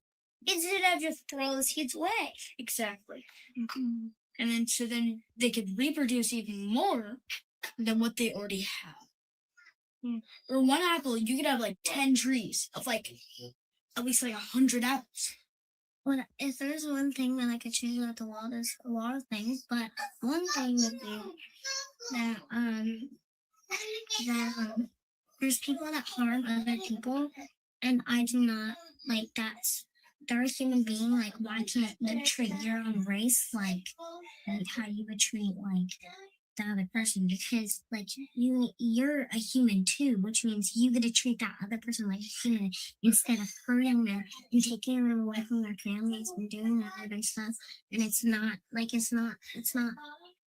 cool. It's not okay. It's not like and they like hurting a person. That's who you're like a person. Why do you have to hurt your own race if you're a human and they're a human too? It's not okay. It's not like it's like it's like drinking poison and expecting the other person to die. It's like you can't just do that. Like it's not like, oh, I'm gonna go kill someone today, I'm gonna do this today. Like no, it's not okay. I don't appreciate it. I've made so many, like I've told everyone, like don't, like why does it happen? Why does it happen? Like for me, I got sent down to this world and I'm happy that I did because I get to meet all these wonderful children everywhere. But the only thing that I don't appreciate is that they do that. So yeah. Can I give you guys a little magic trick to work with that? Yeah.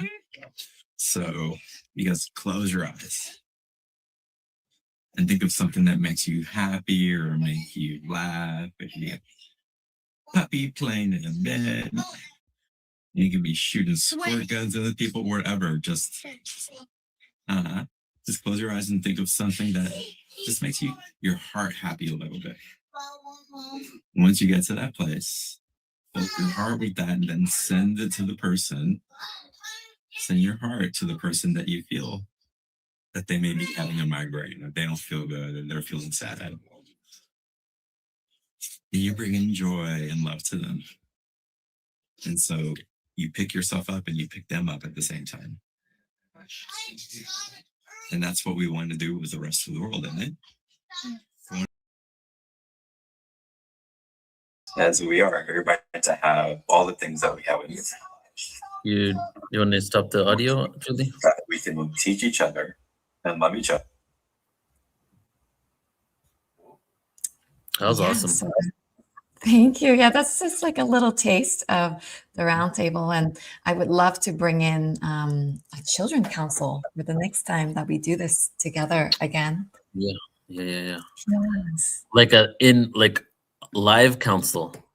Have them come on. That one, that's what I tried to do the last time with this in Hawaii or online. And it took us going to Hawaii for that to actually happen, because kids, internet, like having to just sit there and talk, maybe not going to happen so well. But what if we try to do that in Hawaii in July and then broadcast it? Yeah, that's awesome. Yeah, and then like having the conversation between us, because like this is us and like the adults basically communicating here, and then also bringing that in. And it's gonna be interesting to see what happens with David, and especially if he does come in Hawaii, because we could even have, like, as this is growing, where they actually get to experiment with these types of curriculum and different things in real time, right? I told him the exact same thing. Yeah. I think that would be so exciting, and we can document it. And then it really goes into the world. The worlds are going into the world. Yeah. That's amazing. All right, so this is your speaking time. Do you want to take it away and keep going for a little bit, or how do you want to flow next? I feel like I'm just gonna take maybe 10 more minutes. We've talked a lot in the last couple of days, but what I do want to bring back, of course, the voices of our own star children themselves, which I just did. And then another thing I really wanted to share is this amazing artwork that was shared with me through a star child in my community, the Star Children Academy that I just had a cohort this summer. And this child's name is Beatrice Rose Jackson. She is 6 years old in New Zealand. And I won't say too much, just that enjoy the light codes that come through this art. And then after we have rekindled that inner star child within us, I would just want to spend a couple of minutes to allow us all to sink into our heart space and reconnect with our star child. So I will lead us into a very short process to just ground everything in. So let's start with the artwork here.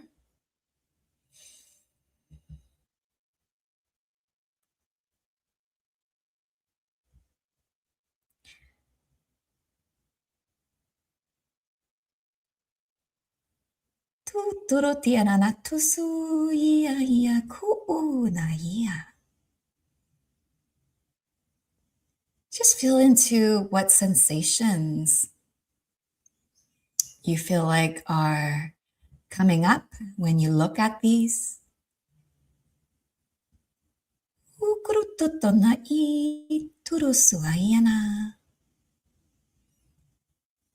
Personally, I feel a lot of fairy energy.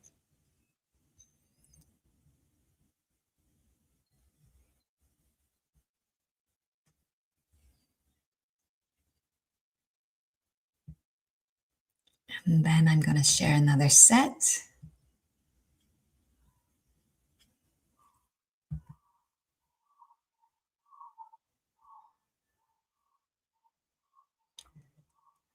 Notice how these two evoke something different within.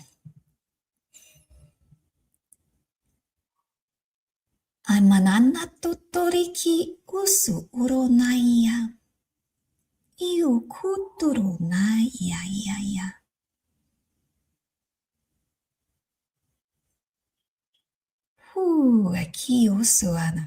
For me, I'm seeing the water dragons, but that could be just me. And then, yeah, a lot coming through the sacral.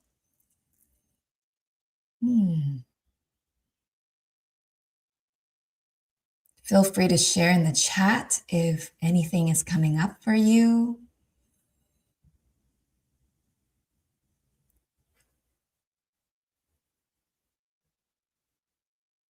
Okay, and then final set.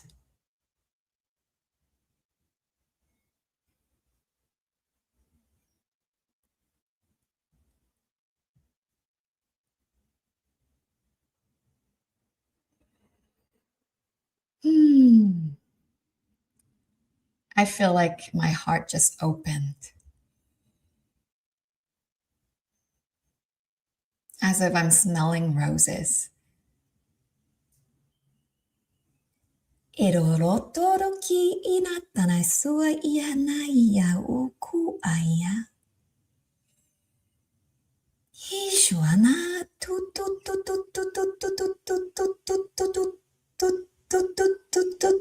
kiamu oroto no ikiana.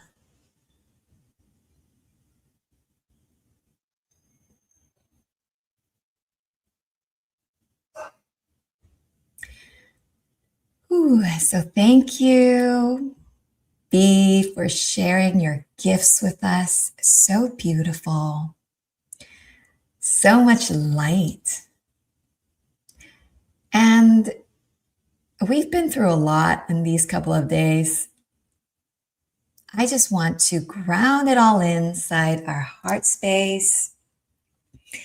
This summit was called the Star Child Summit. And we can't really leave here without connecting with our inner star child, right?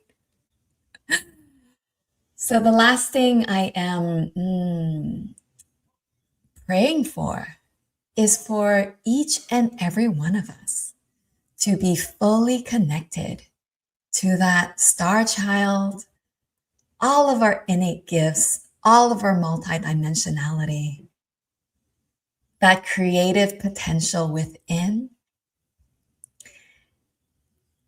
And I'm just reading some of the comments. Fergus says, the second set, definitely water.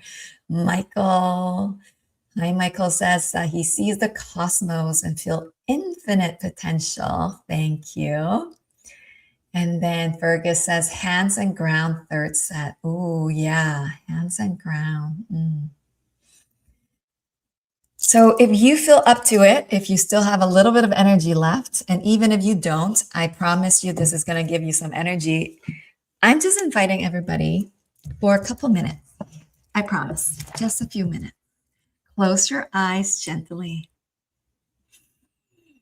And just sinking into our heart space.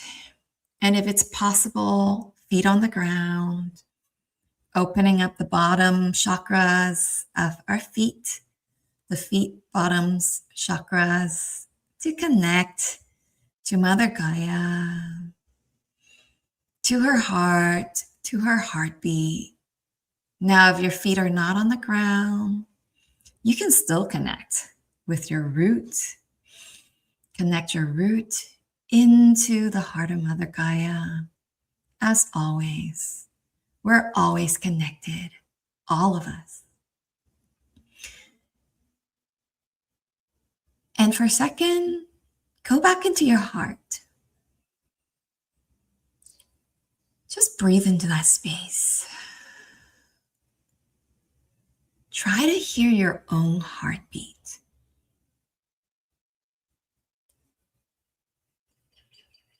For this is also the heart beating from your inner star child.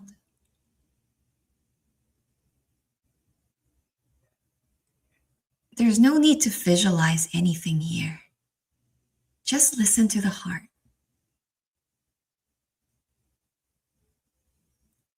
And feel a warm glow emanating from the center of your heart. Bright, warm, shining. This is your light.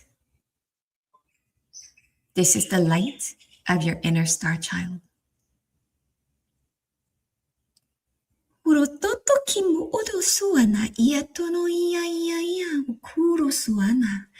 And your star child has a message for you. Perhaps something that you have forgotten along the way. Just listen. Listen to any words that are coming through.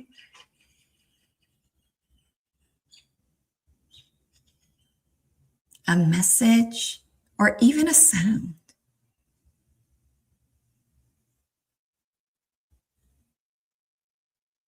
What is your inner child trying to say to you?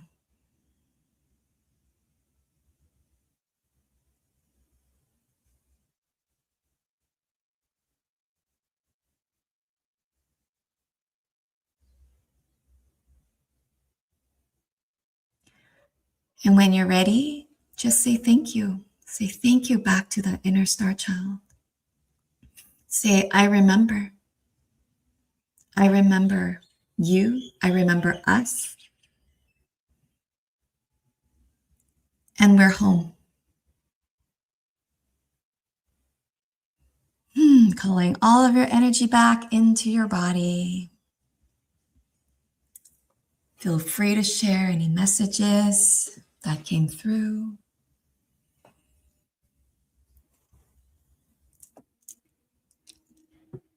And I'm happy to announce this is a wrap for now. My inner star child says thank you.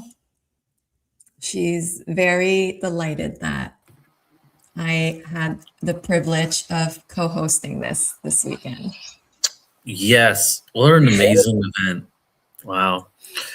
And let's just do one more thing, because as this whole thing's going on, including what David was saying, I was realizing that, there is a resistance to change when it comes to the old paradigm, the old ways, whether it's just from ignorance and unconsciousness, or whether it's from a deliberate intention to keep people a part of a system that only serves certain people and organizations.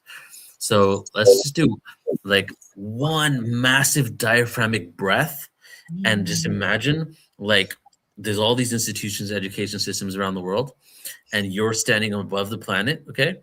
And you are seeing like that cartoon style, like oxygen breath come out and wiping the dust from all education systems and their resistance to change. Because even David said, we're going to start taking to governments. And my first thing was like, well, yeah, it's a great program, but most reactions aren't going to be, oh, this is supporting children, so let's implement it, right? So instead of what is negative about it, let's just blow the dust off it so that the world is open to change. The world is open to something better. The world sees that everybody is part of a community and that we're all literally children of the planet, and that we have an invested interest in the betterment of every single individual on this earth. Okay, so let's all take a deep breath in and envision yourself outside the planet. Deep breath in. Exhale out.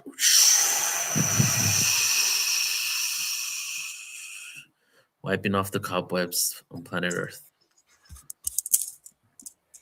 Clean.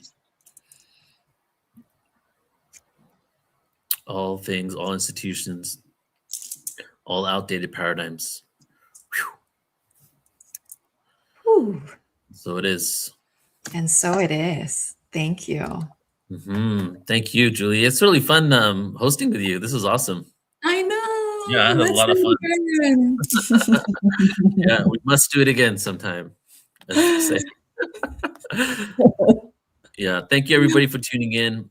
Love and appreciate every single one of you. If you're on other platforms, not on Portal to Ascension, portaltoascension.org, sign up there. You get access to hundreds of hours of content. We have some amazing events coming up. Our next event is Hidden Anomalies of Antarctica, and then also Portal to Inner Alchemy. And so you can check it all out on our website. And then Julie, one more time, please let people know how they can find out more about you and your movement. Yeah. So one more time, everyone, my website, trustnewearth.com. Everyone, trust New Earth. This is it, guys. There's no new Earth out there. There's no having to build something. It's here. We are it. Trust ourselves. Trustnewearth.com. Stay connected. Sign up with the email thing that's on the top of the website. That way we can continue to co-create together, be a part of the movement. And yeah, let's create new systems. Let's dream up a new world. Let's do it. And you'll also receive an email or two from me with all of Julie's info as well. So you can follow her there too. So much love, everybody. Thank you all so much once again. And we'll catch you next time. Bye. Aloha. Bye, Julie.